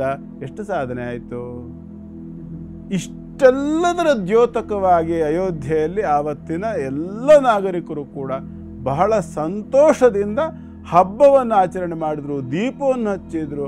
ರಾಮಾಯಣದಲ್ಲಿ ಅದ್ರ ಬಗ್ಗೆ ತುಂಬ ಬರುತ್ತೆ. ವಾಲ್ಮೀಕಿ ನಮ್ಮ ಚಾನಲ್ನಲ್ಲೇ ರಾಮಾಯಣ ದರ್ಶನ ಬರ್ತಾ ಇದೆ, ಅಲ್ಲಿ ನೋಡ್ಲಿಕ್ಕೆ ಗೊತ್ತಾಗುತ್ತೆ. ರಾಮ ಅಯೋಧ್ಯೆಯನ್ನು ಬಿಟ್ಟು ಕಾಡಿಗೆ ಹೋಗುವಾಗ ಏನೇನಾಯಿತು ಅನ್ನೋದಲ್ಲ ಅಲ್ಲಿ ಅಯೋಧ್ಯಾಕಾಂಡದಲ್ಲಿ ಆರಂಭ ಆಗತ್ತೆ. ಆವಾಗ ನಮ್ಮ ಜನರಿಗೆ ಗೊತ್ತಾಗುತ್ತೆ ಎಷ್ಟು ಸಂಭ್ರಮ ಪಟ್ಟಿರಬಹುದು ಅಂತ. ನೆನೆಸ್ಕೊಂಡ್ರೆ ಬಹಳ ಖುಷಿ ಅನ್ಸುತ್ತೆ. ಒಟ್ನಲ್ಲಿ ಇವತ್ತಿನ ದಿನ 14 ವರ್ಷ ವನವಾಸವನ್ನ ಕಳೆದು ರಾಮ ಸೀತೆಯರು ಲಕ್ಷ್ಮಣರ ಸಮೇತರಾಗಿ ವಾಪಸ್ ಅಯೋಧ್ಯೆಗೆ ಬಂದಾಗ ಅಲ್ಲಿನ ಪ್ರಜೆಗಳೆಲ್ಲರೂ ದೀಪವನ್ನ ಬೆಳಗುವ ಮುಖೇನ ಕತ್ತಲು ಕಳೆದಿದೆ ಅಯೋಧ್ಯೆಯಲ್ಲಿ ಅನ್ನೋ ಒಂದು ದ್ಯೋತಕ. ರಾವಣ ಅನ್ನುವಂತಹ ಸಂಕಟ ದೂರವಾಗಿದೆ, ನೆಮ್ಮದಿ ಬಂದಿದೆ ಅನ್ನೋದರ ದ್ಯೋತಕವಾಗಿ ದೀಪವನ್ನು ಹಚ್ಚಿದರು. ಅದು ಒಂದು ವಿಶೇಷ ಇತ್ತು. ಗುರುಗಳೇ, ಇನ್ನು ದೇವಿಯ ಪೂಜೆಗೆ ಲಕ್ಷ್ಮೀ ಪೂಜೆ ವಿಚಾರಕ್ಕೆ ಬರೋಣ. ಇದುವರೆಗೆ ಅಷ್ಟು ಪೂರ ನಾನು ಸಿದ್ಧಪಡಿಸ್ಕೊಳ್ಳೋದ್ರ ಬಗ್ಗೆ ಸಾಕಷ್ಟು ವಿಸ್ತಾರವಾಗಿ ಹೇಳಿದ್ದೀನಿ. ಬಹುಶಃ ಗೊತ್ತಿರೋರಿಗೆ ಕೇಳಿ ಬೇಸರ ಆಗೋ ಲೆವೆಲ್ಲಿಗೆ ಹೇಳಿದ್ದೀನಿ. ಯಾಕಾಗ ಅಷ್ಟು ವಿಸ್ತಾರವಾಗಿ ತಗೊಂಡೆ ಅಂತಂದರೆ, ಎಷ್ಟೋ ಜನರಿಗೆ ಸಣ್ಣ ಪುಟ್ಟ ವಿಚಾರಗಳಲ್ಲೂ ಸಂಶಯ ಇರುತ್ತೆ. ಹಾಗಾಗಿ ಯಾವ ಸಂಶಯ ಉಳಿಬಾರ್ದು ಅಂತೇಳಿ ಒಂದು ಪ್ರಯತ್ನ ಮಾಡಿದ್ದೀನಿ. ನಿಮಗೆಲ್ಲ ವಿಷಯ ಗೊತ್ತಿದೆ, ಎಲ್ಲ ಸಿದ್ಧಪಡಿಸ್ಕೊಂಡಿದ್ದೀರಿ, ಸಂತೋಷ. 3 ಸಾರಿ ನೀರನ್ನು ಕುಡ್ಕೊಳ್ಳಿ, ಒಂದೊಂದು ಚಮಚದಂತೆ. ಕೇಶವ, ನಾರಾಯಣ, ಮಾಧವ ಈ 3 ಹೆಸರಲ್ಲಿ ನೀರನ್ನು ಕುಡ್ಕೋಬೇಕು. ಅದಾದ ನಂತರದ ಕೈಲಿ ಹೂವು ಅಕ್ಷತೆಯನ್ನು ಹಿಡ್ಕೊಂಡು ಸಂಕಲ್ಪವನ್ನು ಮಾಡಿಕೊಳ್ಬೇಕು. ಏನು ಸಂಕಲ್ಪ ಅಂತಂದರೆ, ತಾಯಿ ಮಹಾಲಕ್ಷ್ಮಿ, ನಾರಾಯಣನ ಸಹಿತವಾಗಿ ನಿನ್ನನ್ನು ಪೂಜಿಸ್ತಾ ಇದ್ದೇನೆ, ನೀನು ನನ್ನ ಸಮಸ್ತ ಸಂಕಟಗಳನ್ನು ನಿವಾರಣೆ ಮಾಡು ಮತ್ತು ನಾನು ಸಲ್ಲಿಸುವಂತಹ ಈ ಪೂಜೆಯಿಂದ ಸಂತುಷ್ಟಳಾಗು. ನಾನು ಮಾಡುವ ಪೂಜೆ ನಿನಗೆ ಪ್ರೀತಿಯಾಗಲಿ, ಇಷ್ಟವಾಗಲಿ. ಇಷ್ಟೇ ಸಂಕಲ್ಪ ಮಾಡಿಕೊಂಡು ಇದನ್ನು ಸಂಸ್ಕೃತದಲ್ಲಿ ಹೇಳಬೇಕು. ನಾವು ಸಂಕಲ್ಪ ಮಾಡುವಾಗ ಸಂಸ್ಕೃತದಲ್ಲಿ ಹೇಳ್ತೇವೆ, ಕಾರಣ ಅದು ದೇವ ಭಾಷೆ ಅಂತ. ಅದಾಗೋದಿಲ್ಲ, ನಿಮಗೆ ಸಂಸ್ಕೃತ ಬರಬೇಕು ಅಂತ ಇಲ್ಲ. ನಿಮ್ಮ ಮನಸ್ಸಿನ ಒಳಗಡೆ ಇರತಕ್ಕಂಥ ತಾದಾತ್ಮ್ಯತೆಯೇ ಭಾಷೆಯ ಹೊರತು ಸಂಸ್ಕೃತದ ಭಾಷೆಯ ಅನಿವಾರ್ಯತೆ ದೇವತೆಗಳಿಗೆ ಇಲ್ಲ. ಭಾವನೆಯೇ ಪ್ರಧಾನ. ಈ ರೀತಿಯಾಗಿ ಸಂಕಲ್ಪವನ್ನು ಮಾಡಿಕೊಳ್ಳಿ. ಕೈಲಿ ಹಿಡ್ತಕ್ಕಂಥ ಹೂವು ಅಕ್ಷತೆಗೆ 2 ಉದ್ಧರಣೆ ನೀರು, 2 ಚಮಚ ನೀರನ್ನು ಹಾಕ್ಕೊಂಡು ಒಂದು ಅರ್ಘ್ಯ ಪಾತ್ರೆಯಲ್ಲಿ ಬಿಟ್ಬಿಡಿ. ಅದಾದ ನಂತರದಲ್ಲಿ ಅವಳನ್ನು ಧ್ಯಾನ ಮಾಡಿ ಕೈಲಿ ಹೂವು ಅಕ್ಷತೆಯನ್ನು ಹಿಡ್ಕೊಳ್ಳಿ. ಇದು ಪುರೋಹಿತರು ಇದ್ದ ಪಕ್ಷದಲ್ಲಿ ವಿಧಿವತ್ತಾಗಿ ಆಚರಣೆ ಮಾಡಿಸ್ತಾರೆ ಅಲ್ವಾ. ಹಾಗಾಗಿ ಏನು ಸಮಸ್ಯೆ ಇಲ್ಲ. ಅದು ಇಲ್ಲದೆ ಇದ್ದಾಗ ಏನು ಮಾಡಬೇಕು ಅಂದರೆ ಕಲಶ ಅಲಂಕಾರಗಳ ಬಗ್ಗೆ ಎಲ್ಲ ಹೇಳಿದ್ದೇನೆ. ಪೂಜಾ ಸಾಮಗ್ರಿಗಳನ್ನೆಲ್ಲ ಸೇರಿಸ್ಕೊಳ್ತೀರಿ. ನೈವೇದ್ಯಕ್ಕೆ ವಿಶೇಷವಾಗಿರ್ತಕ್ಕಂಥದ್ದು ಏನಪ್ಪ ಅಂದರೆ ಹಾಲಿನಿಂದ ಉತ್ಪತ್ತಿ ಆಗಿರ್ತಕ್ಕಂಥ ವಸ್ತುಗಳು. ನಮ್ಮ ಉತ್ತರ ಭಾರತದಲ್ಲಿ ಈ ಸಂದರ್ಭದಲ್ಲಿ ಛಪ್ಪನ್ ಭೋಗ ಅಂತ ಮಾಡ್ತಾರೆ. ವಿಶೇಷವಾಗಿ UP ಬಿಹಾರ್ ಇತ್ಯಾದಿ ರಾಜ್ಯಗಳಲ್ಲಿ ಛಪ್ಪನ್ ಭೋಗ ಅಂತ 56 ಬಗೆಯ ಹಾಲಿನ ಉತ್ಪನ್ನಗಳನ್ನು ಸಿದ್ಧ ಮಾಡಿಟ್ಟಿರ್ತಾರೆ. ಏನು ಅದನ್ನು ನೋಡೋದಕ್ಕೆ ಒಂದು ಸಂಭ್ರಮವೇ ಬೇರೆ, ಸಡಗರವೇ ಬೇರೆ, ಛಪ್ಪನ್ ಭೋಗ ಅಂತ. ಹಾಗೆ ನಿಮ್ಮ ಶಕ್ತಿಯಾನುಸಾರ ನಿಮ್ಗೆ ಎಷ್ಟು ಸಾಧ್ಯವೋ ಅಷ್ಟು ಹಾಲಿನ ಉತ್ಪನ್ನಗಳನ್ನು ಸಿದ್ಧಪಡಿಸಿ, ನಿಮಗೆ ಗೊತ್ತಿದ್ದಷ್ಟು ಮಾಡಿ. ಹೌದು ಆಗೋದಿಲ್ಲ ಅನ್ನುವಂಥ ಸಂದರ್ಭದಲ್ಲಿ ಕೇವಲ ಹಾಲನ್ನೇ ಕಾಯಿಸಿ ಅದಕ್ಕೆ ಒಂದು ಚಮಚ ಜೇನುತುಪ್ಪ, ಸ್ವಲ್ಪ ಕಲ್ಲು ಸಕ್ಕರೆ, ಏಲಕ್ಕಿ, ಲವಂಗ ಇತ್ಯಾದಿಗಳನ್ನು ಪುಡಿ ಮಾಡಿ ಹಾಕ್ತಕ್ಕಂಥದ್ದನ್ನು ಮಾಡಿ ಸಾಕು. ಅದನ್ನೇ ನೈವೇದ್ಯ ಮಾಡಿ ಶ್ರದ್ಧಾಭಕ್ತಿಯಿಂದ ಆಕೆಗೆ ಅರ್ಚನೆಯನ್ನು ಮಾಡಿ ನಿಮ್ಮ ಶಕ್ತಿಯಾನುಸಾರ ಭಾವನೆ ಇಟ್ಟುಕೊಂಡು ಪೂಜೆ ಮಾಡಿ. ಕನಿಷ್ಠ 8 ಪ್ರದಕ್ಷಿಣೆ, 8 ನಮಸ್ಕಾರ, 8ರ ಸಂಖ್ಯೆಯಲ್ಲೇ ಎಲ್ಲವನ್ನ ಅರ್ಪಣೆ ಮಾಡ್ತಕ್ಕಂಥದ್ದು ಇದು ಬಹಳ ಮುಖ್ಯ. ನಿಮ್ಮ ಶಕ್ತಿಯಾನುಸಾರ ಮಾಡಿದ ನಂತರದಲ್ಲಿ ಆಕೆಯನ್ನು ಶ್ರದ್ಧೆಯಿಂದ ಪ್ರಾರ್ಥನೆ ಮಾಡಿಕೊಂಡು, ಅಮ್ಮ ನನ್ನನ್ನು ಉದ್ಧಾರ ಮಾಡಮ್ಮ, ನಿನ್ನ ಅನುಗ್ರಹ ಯಾವಾಗಲೂ ನನ್ನ ಮೇಲೆ ಇರಲಮ್ಮ, ನನ್ನ ಮನೆಯಲ್ಲಿ ನಿನ್ನ ಸನ್ನಿಧಾನವನ್ನು ಯಾವತ್ತೂ ಇಟ್ಟಿರು, ನೀನು ನನ್ನ ಜೊತೆಯಲ್ಲಿರು. ದೊಡ್ಡ ಶ್ರೀಮಂತನ ಮನೇಲಿ ನಾನಿದ್ದೇನಪ್ಪ, ದೊಡ್ಡ ಶ್ರೀಮಂತನಿಗೆ ಮಗನಾಗಿ ಹುಟ್ಟಿದ್ದೇನೆ ಅಥವಾ ಮಗಳಾಗಿ ಹುಟ್ಟಿದ್ದೇನೆ ಅಂತ ಇಟ್ಕೊಳ್ಳೋಣ, ನನಗೆ ಯಾವುದಕ್ಕೆ ಕೊರತೆ ಆಗತ್ತೆ? ಹಾಗೆ ಅವಳು ಮಹಾಲಕ್ಷ್ಮಿ ನನ್ನ ಮನೆಯಲ್ಲಿದ್ದಾಳೆ, ನನ್ನ ಮನೆ ನಿನ್ನ ಮನೆ ತಾಯಿದು, ನೀನಿರಬೇಕು ಮನೆಯಲ್ಲಿ, ನಿನ್ನ ವಾಸದ ಜಾಗ ಇದು ಅಂತಂದಾಗ ಆ ಮನೆ ಅವಳದ್ದಾಯ್ತು. ಅವಳು ಮಕ್ಕಳಾದ್ಮೇಲೆ ನಮಗೇನು ಕೊರತೆ? ಈ ಭಾವನೆಯನ್ನು ಇಟ್ಟುಕೊಂಡು ನಾವು ಪೂಜೆ ಮಾಡಿದಾಗ ಖಂಡಿತವಾಗಿ ಆಕೆ ಒಲಿತಾಳೆ, ಅನುಗ್ರಹವೂ ಆಗ್ತದೆ, ದೀಪಾವಳಿ ಹಬ್ಬದ ಸಾಫಲ್ಯತೆಯೂ ಸಿಗ್ತದೆ. ಪ್ರಯತ್ನ ಮಾಡಿ. ಪ್ರದೋಷ ಪೂಜೆಯಲ್ಲಿ ಭಕ್ತಿಯೇ ಪ್ರಧಾನ. ಮರೆಯದೆ ಭಕ್ತಿ ಭಾವದಿಂದ ಕೈ ಮುಗಿದು ಪೂಜಿಸಿ. ತಾಯಿ ಮನೆಗೊಂದು ಲಕ್ಷಣ ಕೊಡ್ತಾಳೆ, ಲಕ್ಷ್ಯ ಕೊಡ್ತಾಳೆ, ಎಲ್ಲವನ್ನ ಒದಗಿಸ್ತಾಳೆ. ಲಕ್ಷಾನು ಕೊಡ್ತಾಳೆ, ಲಕ್ಷ್ಯ ಕೊಡ್ತಾಳೆ, ಲಕ್ಷಾನು ಕೊಡ್ತಾಳೆ, ಲಕ್ಷವನ್ನು ಕೊಡ್ತಾಳೆ ಅಂತ ಹೇಳ್ತಾ ಎಲ್ಲರಿಗೂ ಮಹಾಲಕ್ಷ್ಮಿಯ ಕೃಪೆ ನಿಮ್ಮದಾಗ್ಲಿ ಅಂತ ಹೇಳ್ತಾ ಇನ್ನು ಕೊನೆಯ 4 ರಾಶಿಗಳ ಗುರುಗಳೇ. ಈಗ ಧನುರಾಶಿಯನ್ನು ನೋಡೋಣ. ಧನುರಾಶಿಯವರಿಗೆ ಇವತ್ತಿನ ದಿನ ಚೆನ್ನಾಗಿದೆ. ಅಷ್ಟಮಾಧಿಪತಿಯು 11ನೇ ರಾಶಿಗೆ ಬರ್ತಾ ಇದ್ದಾನೆ. ಅರ್ಥಾತ್ ಏನು ಅಂದರೆ ಆರೋಗ್ಯದಲ್ಲಿ ವೃದ್ಧಿ, ಕೆಲಸ ಕಾರ್ಯಗಳಲ್ಲಿ ಗೆಲುವು, ಶತ್ರುಗಳ ವಿರುದ್ಧ ಗೆಲುವು, ಸಂಪತ್ತಿನ ಸಾಧನೆಯಲ್ಲಿ ಗೆಲುವು, ಕೌಶಲ್ಯದಲ್ಲಿ ಗೆಲುವು. ಅಷ್ಟಮ ಅಂತಂದರೆ ಪಾಪಾದಿಗಳಿಂದ ಗೆಲುವು, ಶತ್ರುಗಳಿಂದ ಗೆಲುವು, ಯಾವುದ್ಯಾವುದರಿಂದ ಗೆಲುವು, ಎಲ್ಲದರಿಂದ ಗೆಲುವಾಗಿ ಕಾಣಿಸುತ್ತೆ. ತಂದೆಯ ಸಮಾನರಾದ ಅನುಗ್ರಹ ಬಂದ ಹಾಗೆ ಕಾಣಿಸುತ್ತೆ. ಭಾಗ್ಯಾಧಿಪತಿ ಆಗಿರತಕ್ಕಂಥ ರವಿ ಏಕಾದಶ ಭಾವ ಅಥವಾ 11ನೇ ರಾಶಿಯಲ್ಲಿ ಪ್ರಥಮಾದಿ ಚತುರ್ಥ ಗ್ರಹಗಳು, 4 ಗ್ರಹಗಳಿರ್ತಕ್ಕಂಥ ಒಳ್ಳೆಯ ಅದ್ಭುತ ಯೋಗ ಇದು. ಹಾಗಾಗಿ ಧನುರಾಶಿಯವರು ಇವತ್ತು ಸಂತೋಷದಿಂದ ಜೀವನವನ್ನು ಮಾಡಿ ಮಹಾಲಕ್ಷ್ಮಿಯನ್ನು ಆರಾಧನೆ ಮಾಡಿಕೊಳ್ಳಿ. ಜೊತೆಯಲ್ಲಿ ಮುಖ್ಯವಾಗಿ ಶಿವಾರಾಧನೆ ಬೇಕು. ಕಾರಣ, ಸೂರ್ಯನ ಜೊತೆಯಲ್ಲಿ ಇರ್ತಕ್ಕಂಥ ಉಳಿದ ಎಲ್ಲ ಗ್ರಹಗಳಿಗೂ ಕೂಡ ಆಂಶಿಕವಾಗಿರ್ತಕ್ಕಂಥ ಒಂದು ಅಸ್ತದೋಷ ಅಂತಕ್ಕಂಥದ್ದು ಬರುತ್ತೆ, ಸಹಜವಾಗಿ ಬರುತ್ತೆ. ಯಾಕೆ ಅಂತಂದರೆ ದೊಡ್ಡ ಫೋಕಸ್ ಲೈಟನ್ನು, ತುಂಬ ದೊಡ್ಡ ಫೋಕಸ್ ಕೊಡ್ತಕ್ಕಂಥ ಲೈಟನ್ನು ಹಾಕಿ ಸುತ್ತಮುತ್ತ ಒಂದು 10 ಲೈಟ್ಗಳನ್ನು ಹಾಕಿದರೂ ಕೂಡ ಆ 10 ಲೈಟ್ಗಿಂತಲೂ ಹೆಚ್ಚಿನ ಬೆಳಕು ಒಂದು ಫೋಕಸ್ ಕೊಡುವಂತೆ ಸೂರ್ಯನ ಜೊತೆಯಲ್ಲಿ ಯಾವುದೇ ಗ್ರಹಗಳಿದ್ದರೂ ಸೂರ್ಯನ ಪ್ರಭಾವದ ಮುಂದೆ ಅವುಗಳ ಪ್ರಭಾವ ಅಂತಕ್ಕಂಥದ್ದು ನಡೆಯೋದಿಲ್ಲ. ಹಾಗಾಗಿ ಯೋಗಕಾರಕರಿಗೆ ಶಕ್ತಿ ಬರಬೇಕು ಅಂತಂದರೆ ಸೂರ್ಯನ ದೇವತೆಯಾಗಿರ್ತಕ್ಕಂಥ ಶಿವನ ಆರಾಧನೆ ಆಗಬೇಕು. ಎಲ್ಲವೂ ಫಲ ಕೈಗೂಡುತ್ತದೆ. ಪ್ರಯತ್ನ ಮಾಡಿ. ಒಳ್ಳೆಯದಾಗಲಿ. ಮುಂದಿದ್ದು ಮಕರ ರಾಶಿ. ಮಕರ ರಾಶಿಯವರಿಗೆ ಕೂಡ ಇವತ್ತಿನ ದಿನ ಚೆನ್ನಾಗಿದೆ. ಸಪ್ತಮಾಧಿಪತಿ ಕರ್ಮಕ್ಕೆ ಬಂದಿದ್ದಾನೆ. ವ್ಯಾಪಾರ ವ್ಯವಹಾರಗಳಲ್ಲಿ ಲಾಭವಾಗ್ತಕ್ಕಂಥ ಲಕ್ಷಣ ಕಾಣುತ್ತೆ. ಅಗ್ನಿ ಸಂಬಂಧ ಸಂಪಾದನೆ ಚೆನ್ನಾಗಿರ್ತಕ್ಕಂಥ ರೀತಿಯಲ್ಲಿ ಕಾಣುತ್ತೆ. ಪಟಾಕಿ ವ್ಯಾಪಾರಿಗಳು ಅಥವಾ ಇತ್ಯಾದಿ ಅಗ್ನಿ ಸಂಬಂಧವಾಗಿರ್ತಕ್ಕಂಥ ಬೇರೆ ಬೇರೆ ವ್ಯಾಪಾರ ವ್ಯವಹಾರಗಳನ್ನು ನಡೆಸ್ತಕ್ಕಂಥ ಎಲ್ಲರಿಗೂ ಕೂಡ ಇವತ್ತಿನ ದಿನ ಚೆನ್ನಾಗಿದೆ. ಗುರುಜಿ ನೀವು ಹೇಳೋದೇನು, ಪಟಾಕಿ ವ್ಯಾಪಾರ ಚೆನ್ನಾಗಿ ನಡೀದಲ್ಲಿ ಎಲ್ಲೋಗುತ್ತೆ, ಹಬ್ಬದ ಸೀಸನ್ ಅಲ್ವಾ ಅಂತ ನೀವು ಕೇಳ್ಬೋದು. ಅದು ಒಂದೇ ಅಲ್ಲ, ಬೆಂಕಿಯ ಸಂಬಂಧವಾಗಿರ್ತಕ್ಕಂಥ ಬೇರೆ ವ್ಯವಹಾರಗಳನ್ನು ಮಾಡುವವರಿಗೂ ಕೂಡ ಸಾಕಷ್ಟು ಅನುಕೂಲವಾಗ್ತಕ್ಕಂಥ ಲಕ್ಷಣ ಕಾಣಿಸುತ್ತೆ. ಪ್ರಯತ್ನ ಮಾಡಿ ನಿಮ್ಮ ಕೆಲಸ ಕಾರ್ಯಗಳಲ್ಲಿ ಇನ್ನಷ್ಟು ಅಭಿವೃದ್ಧಿಯನ್ನು ಹೊಂದುವಂಥ ವಿಚಾರದಲ್ಲಿ ಇದಕ್ಕೆ ಪೂರಕವಾಗಿರ್ತಕ್ಕಂಥ ಲಕ್ಷ್ಮಿ ಆರಾಧನೆಯೂ ಕೂಡ ಬೇಕು. ಮಾಡಿಕೊಳ್ಳಿ. ಶುಭವಾಗಲಿ. ಮುಂದೆಂದು ಕುಂಭರಾಶಿ. ಕುಂಭರಾಶಿಯವರಿಗೆ ಇವತ್ತಿನ ದಿನ ತಕ್ಕ ಮಟ್ಟಿಗೆ ಉತ್ತಮವಾಗಿದೆ. ಷಷ್ಠಾಧಿಪತಿ ಇರತಕ್ಕಂಥ ಸ್ಥಿತಿ, ಭಾಗ್ಯಕ್ಕೆ ಬಂದಿರತಕ್ಕಂಥದ್ದು. ಹಿರಿಯರೊಂದಿಗೆ ಸ್ವಲ್ಪ ವೈರವೋ ಅಥವಾ ಸ್ವಲ್ಪ ವಾತಾವರಣವನ್ನು ಹಾಳು ಮಾಡಿಕೊಡ್ತಕ್ಕಂಥ ಲಕ್ಷಣವೋ ಕಾಣಿಸುತ್ತೆ. ತಂದೆ, ಅಣ್ಣ, ಅಕ್ಕ ಇತ್ಯಾದಿ ಕುಟುಂಬದ ಹಿರಿಯರೊಂದಿಗೆ ಸ್ವಲ್ಪ ಮಟ್ಟಿನ ವೈಮನಸ್ಯ, ಮನಸ್ತಾಪಗಳಾಗ್ತಕ್ಕಂಥ ಲಕ್ಷಣ ಕಾಣುತ್ತೆ.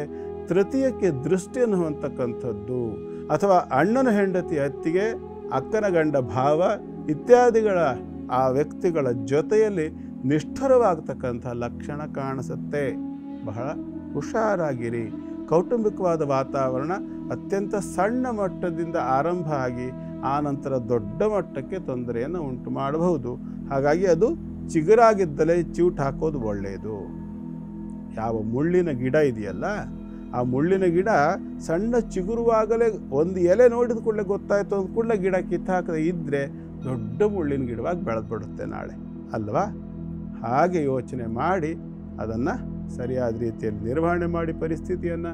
ಮತ್ತು ಐಕ್ಯಮತ್ಯಕ್ಕೋಸ್ಕರವಾಗಿ ಮುಖ್ಯವಾಗಿರ್ತಕ್ಕಂಥದ್ದು ಏನಪ್ಪ ಅಂತಂದರೆ ಹಾಲನ್ನು ದಾನ ಮಾಡ್ತಕ್ಕಂಥದ್ದು ಬಹಳ ಒಳ್ಳೆಯದು. ಯೋಗ್ಯ ವ್ಯಕ್ತಿಗಳಿಗೆ ಇವತ್ತು ಹಾಲನ್ನು ದಾನ ಮಾಡಿ. ಸಾಯಂಕಾಲ 5 ಗಂಟೆಯಿಂದ 7 ಗಂಟೆ ಮಧ್ಯಭಾಗದಲ್ಲಿ ಈ ಸಂದರ್ಭದಲ್ಲಿ ಲಕ್ಷ್ಮಿಯ ಪೂಜೆಯನ್ನು ಮಾಡಿಕೊಂಡು ಬಂದಿರತಕ್ಕಂತಹ ಗೆಸ್ಟ್ಗಳಿಗೆಲ್ಲರಿಗೂ ಕೂಡ ಆ ದೇವಿಗೆ ಹಾಲನ್ನು ಇಟ್ಟು ನೈವೇದ್ಯ ಮಾಡಿರ್ತಕ್ಕಂಥದ್ದಕ್ಕೆ ಮಂಗಳ ದ್ರವ್ಯಗಳನ್ನು, ಅರ್ಥಾತ್ ಹಾಲಿಗೆ ಮಂಗಳ ದ್ರವ್ಯಗಳು ಅಂದರೆ ಏನು? ಜೇನುತುಪ್ಪ, ಸಕ್ಕರೆ, ಕಲ್ಲು ಸಕ್ಕರೆ, ಏಲಕ್ಕಿ, ಲವಂಗ, ಕೇಸರಿ ಇವೆಲ್ಲ ಹಾಲಿಗೆ ಹಾಕುವಂಥ ಮಂಗಳ ದ್ರವ್ಯಗಳು. ಇದನ್ನು ಹಾಕಿ ಆ ಹಾಲನ್ನು ನೈವೇದ್ಯ ಮಾಡಿರ್ತೀರಿ. ಎಲ್ಲರಿಗೂ ಹಂಚಿ ಸಂತೋಷವಾಗಿ ಕಾಲವನ್ನು ಕಳ್ಕೊಳ್ಳಿ. ಏನಾದರೂ ನಿಮ್ಮಿಂದ ಸಣ್ಣ ಪುಟ್ಟ ತಪ್ಪುಗಳು ನಡೆದಿದ್ದ ಪಕ್ಷದಲ್ಲಿ ಭಗವಂತನಲ್ಲಿ ಕ್ಷಮೆಯನ್ನು ಕೇಳ್ಕೊಳ್ಳಿ. ಮತ್ತು ನಿಮ್ಮ ಕುಟುಂಬದ ಹಿರಿಯರಿಗೆ ಆದಷ್ಟು ತಗ್ಗಿ ಬಗ್ಗಿ ನಡಿರಿ. ನಿಮ್ಮ ತಪ್ಪಿಗೆ ಅವರಲ್ಲಿ ಕ್ಷಮೆ ಕೇಳಿದ್ದರಿಂದ ನಿಮಗೇನು ಅವಮಾನ ಆಗಲಿಲ್ಲ ಅಥವಾ ನೀವೇನು ಅವರ ಎದುರುಗಡೆ ಸೆಟದು ನಡೆದಿದ್ದರಿಂದ ಯಾವುದೇ ದೊಡ್ಡಸ್ತಿಗೆ ಬರಲಿಲ್ಲ. ಬುದ್ಧಿವಂತ ಯಾರು ಅಂತಂದರೆ ಸಮಯ, ವ್ಯಕ್ತಿ ಎರಡನ್ನು ಯೋಚನೆ ಮಾಡಿ ಇವೆರಡರ ಮುಂದೆ ಯಾವ ಸಮಯದಲ್ಲಿ ಹೇಗೆ ವರ್ತನೆ ಮಾಡಬೇಕು ಅಂತ ಯಾರು ಕಲ್ತಿರ್ತಾನೆ, ಎಲ್ಲಿ ಬಗ್ಗಬೇಕು ಎಲ್ಲಿ ತಗ್ಗಬೇಕು ಅನ್ನೋದ್ರ ಬಗ್ಗೆ ತಿಳುವಳಿಕೆ ಇರುವವನನ್ನೇ ವಿವೇಕಿ ಅಂತ ಕರೆಯೋದು. ಆ ವಿವೇಕವನ್ನು ಇಟ್ಕೊಂಡ್ರೆ ಅವಿವೇಕದಿಂದ ಆಗುವಂಥ ದೊಡ್ಡ ಸಮಸ್ಯೆಗಳು ತಪ್ಪತ್ತೆ. ಪ್ರಯತ್ನ ಮಾಡಿ. ಶುಭವಾಗಲಿ. ಕೊನೆಯದಾಗಿ ಮೀನರಾಶಿ. ಮೀನರಾಶಿಯವರಿಗೆ ಇವತ್ತಿನ ದಿನ ಮಧ್ಯಮ ಸ್ಥಿತಿಯ ದಿನ. ಒಂದು ಉತ್ತಮವಾಗಿರ್ತಕ್ಕಂಥ ಫಲ ಏನು ಪ್ರಾಪ್ತಿಯಾಗಿದೆ. ಪಂಚಮಕ್ಕೆ ಗುರು ಬಂದಿರತಕ್ಕಂಥದ್ದು. ಈ ಮಧ್ಯದಲ್ಲಿ ನಮಗೆಲ್ಲರಿಗೂ ಸಹ ಗೊತ್ತು, ಆರೋಗ್ಯ ಸುಧಾರಣೆ ಆಗ್ತಕ್ಕಂಥ ಸಂದರ್ಭ ಬಂದಾಗ ಏನಾಗುತ್ತೆ, ನಾವು ಔಷಧೋಪಚಾರವನ್ನು ಮಾಡ್ತಕ್ಕಂಥ ಸಂದರ್ಭ, ಡಾಕ್ಟ್ರು ಜ್ವರ ಬಂದಿದೆ ಒಂದು ಇಂಜೆಕ್ಷನ್ ಕೊಡಬೇಕು ಅಂತಂದರೆ ಏನಾಗುತ್ತೆ, ಜ್ವರ ಹೋಗಬೇಕು ಅಂದರೆ ಇಂಜೆಕ್ಷನ್ ತಗೋಬೇಕಾಗತ್ತೆ. ಇಂಜೆಕ್ಷನ್ ಚುಚ್ಚಿದಾಗ ಏನಾಗುತ್ತೆ, ನೋವಾಗುತ್ತೆ ಅಂತ ಹೆದರ್ಕೊಂಡ್ರೆ ಜ್ವರ ಹೋಗೋದು ಬೇಡವಾ? ಹಾಗೆ ಇವತ್ತಿನ ಪರಿಸ್ಥಿತಿ. ಗುರು ಬಂದಿದ್ದಾನೆ, ಅನುಕೂಲಗಳು ಮುಂದೆ ಕಾಣ್ತಕ್ಕಂಥ ಹಂತ ಇದೆ ಅನ್ನೋದು ಹೇಗೆ ಸತ್ಯವೋ ಅದಕ್ಕೆ ಪೂರ್ವಭಾವಿಯಾಗಿ ಸ್ವಲ್ಪ ಬೇಸರವನ್ನು ಹೊಂದಬೇಕಾಗಿರ್ತಕ್ಕಂಥ ದಿನ. ಹಾಗಾಗಿ ಚೂರು ಮಾತ್ರೆ ಔಷಧಿಗಳನ್ನು ತಗೊಂಡಾಗ ನಾಲಿಗೆ ಕಹಿಯಾದ ಹಾಗೇನೆ ಸ್ವಲ್ಪ ಕಹಿಯಾಗಿರ್ತಕ್ಕಂಥ ಘಟನೆಗಳು ನಡಿಬಹುದು. ಕೌಟುಂಬಿಕವಾಗಿ ಕಾಣಿಸುತ್ತೆ. ಶುಕ್ರ ಕೂಡ ನೀಚನಾಗಿರೋದರಿಂದ ವಿಶೇಷವಾಗಿ ಸಂಗಾತಿಗಳ ಬಗ್ಗೆ ಗಮನ ಇಟ್ಕೊಳ್ಳಿ. ಮನೆಯಲ್ಲಿ ಮಂಗಳಮಯವಾಗಿರ್ತಕ್ಕಂಥ ವಾತಾವರಣದಲ್ಲಿ ಸ್ವಲ್ಪ ಏನಾಗ್ತದೆ ಪರಿಸ್ಥಿತಿ ಅಂತಂದರೆ, ಕುಡಿಯೋ ನೀರಿಗೆ ಒಂದು ಡ್ರಾಪ್ ಪಿನಾಯಿಲ್ ಹಾಕಿದಾಗ ಆಗ್ಬಿಡುತ್ತೆ. ಅರ್ಥ ಭಾಳ ಬೇಗ ಆಗ್ಬಿಡುತ್ತೆ. ಇದನ್ನೆಲ್ಲ ಉದಾಹರಣೆ ಕೊಟ್ಟರೆ. ಹಾಗಾಗಿ ಆ ನೀರನ್ನು ಆಮೇಲೆ ಕುಡಿಯೋದು ಹೇಗೆ ಅಲ್ವಾ? ಹಾಗಾಗಿ ಯೋಚನೆ ಮಾಡಿ. ಈ ಥರದ ವಾತಾವರಣ ಬರ್ತಕ್ಕಂಥ ಲಕ್ಷಣ ಕಾಣಿಸುತ್ತೆ ಇವತ್ತು ಮತ್ತು ನಾಳೆ 2 ದಿವಸವೂ ಇದೇ ಲಕ್ಷಣವನ್ನು ಮೀನರಾಶಿಯವರಿಗೆ ಊಹಿಸಬಹುದಾಗಿರುತ್ತೆ. ಮತ್ತು ಪಿನಾಯಿಲ್ ಬೇರೆಯವರು ಯಾರೋ ತಂದು ಹಾಕಿರೋದಿಲ್ಲ. ನಿಮ್ಮ ಕುಟುಂಬದಲ್ಲೇ ಯಾರೋ ಒಬ್ಬರು ಕುಡಿಯೋ ನೀರಿಗೆ ಪಿನಾಯಿಲ್ ಹಾಕೋ ಕೆಲಸ ಮಾಡಿರ್ತಾರೆ. ನಿಮ್ಗೆ ಗೊತ್ತಿದ್ದು ಏನು ಮಾಡೋ ಸ್ಥಿತಿ ಇಲ್ಲ. ಕಾರಣ ಏನು ಅಂದರೆ ಮನೆಯ ವಾತಾವರಣವನ್ನು ಕೆಡಿಸೋದು ಬೇಡ ಅನ್ನುವಂಥ ಒಳ್ಳೆಯ ಸ್ವಭಾವ ನಿಮ್ಮಲ್ಲಿ ಇರೋದರಿಂದ. ಹಾಗಾಗಿ ಒಳ್ಳೆಯದೇ. ಯಾವತ್ತಿದ್ರೂ ಒಂದು ನೆನಪಿಟ್ಕೊಳ್ಳಿ, ಬಂಗಾರವನ್ನು ಗೊಬ್ಬರ ಗುಂಡಿಯಲ್ಲಿ ಹಾಕಿದರೂ ಬಂಗಾರದ ಬೆಲೆ ಕಡಿಮೆ ಆಗೋದಿಲ್ಲ. ಬೆಂಕಿಯಲ್ಲಿ ಹಾಕಿದರೂ ಬಂಗಾರದ ಬೆಲೆ ಕಡಿಮೆ ಆಗೋದಿಲ್ಲ. ಆದರೆ ಎಷ್ಟೇ ಫಳ ಹೊಳಿತಾ ಇದ್ದರೂ ಕೂಡ ಕಾಗೆ ಬಂಗಾರ ಅಥವಾ ರೋಲ್ಡ್ ಗೋಲ್ಡ್ ಅಂತ ಏನು ಹೇಳ್ತಾರಲ್ಲ, ಕಾಲ ಬಂದಾಗ ತನ್ನ ಅಸ್ತಿತ್ವವನ್ನು ಕಳ್ಕೊಳ್ಳುತ್ತೆ, ಬೆಲೆಯನ್ನು ಕಳ್ಕೊಳ್ಳುತ್ತೆ, ಸೌಂದರ್ಯವನ್ನು ಕಳ್ಕೊಳ್ಳುತ್ತೆ, ಸರ್ವಸ್ವವನ್ನು ಸಹ ಆ ರೋಲ್ಡ್ ಗೋಲ್ಡ್ ಅನ್ನುವಂಥದ್ದು ಕಳ್ಕೊಳ್ಳುತ್ತೆ. ಯಾವತ್ತು ಸತ್ಯಕ್ಕೆ ಜಯ, ಒರಿಜಿನಲ್ಗೆ ಗೆಲುವು ಮರಿಬೇಡಿ. ಬಹಳ ವಿಶೇಷವಾದ ವಿಚಾರಗಳನ್ನು ಇವತ್ತು ಲಕ್ಷ್ಮೀ ಪೂಜೆಯನ್ನು ಹೇಗೆ ಮಾಡಬೇಕು ಎಂದೆಲ್ಲವನ್ನ ತಿಳಿಸ್ಕೊಟ್ರಿ ಗುರುಗಳೇ. ಧನ್ಯವಾದಗಳು. ಸರ್ವೇ ಜನ ಸುಖಿನೋ ಭವಂತು, ಸಮಸ್ತ ಸನ್ಮಂಗಲಾನಿ ಭವಂತು. ವಿಶ್ವವಸು ಅಂದರೆ ಪ್ರಪಂಚಕ್ಕೆ ಸಂಪತ್ತನ್ನು ಕೊಡುವಂತಹ ಸಂವತ್ಸರ ಅಂತ ಹೇಳ್ತಾರೆ. ಆ ವಿಶ್ವವಸು ಸಂವತ್ಸರದಲ್ಲಿ ಈ ಲಕ್ಷ್ಮೀ ಪೂಜೆಯ ದಿವಸ ಎಲ್ಲರಿಗೂ ಕೂಡ ಆ ಮಹಾಲಕ್ಷ್ಮಿಯ ಅನುಗ್ರಹದಿಂದ ಎಲ್ಲ ರೀತಿಯ ದುಃಖ ದಾರಿದ್ರ್ಯಗಳು, ಕಷ್ಟ ಕಾರ್ಪಣ್ಯಗಳೆಲ್ಲವೂ ಸಹ ದೂರವಾಗಲಿ. ಸುಖ, ಶಾಂತಿ, ನೆಮ್ಮದಿ, ಸಮೃದ್ಧಿ, ಸೌಭಾಗ್ಯ, ಐಶ್ವರ್ಯ, ಸಂಪತ್ತು, ವಿದ್ಯೆ, ಬುದ್ಧಿ, ಆಯಸ್ಸು, ಆರೋಗ್ಯ ಪ್ರತಿಯೊಂದು ಕೂಡ ಲಭಿಸಲಿ ಅಂಥೇಳಿ ಆ ದೈವಶಕ್ತಿಯನ್ನು, ಪರಶಕ್ತಿಯನ್ನು ಪ್ರಾರ್ಥನೆ ಮಾಡ್ತೇನೆ. ನಮಸ್ಕಾರ. ವೀಕ್ಷಕರೇ, ಹೊರಡೋ ಸಮಯ ಆಗ್ತದೆ. ಮತ್ತೆ ನಾಳೆ ಬಲಿಪಾಡ್ಯಂ, ಬಹಳಾನೇ ವಿಶೇಷವಾದ ದಿನ. ಭೇಟಿಯಾಗೋಣ. ಹೋಗ್ಬರೋದಾ? ನಮಸ್ಕಾರ.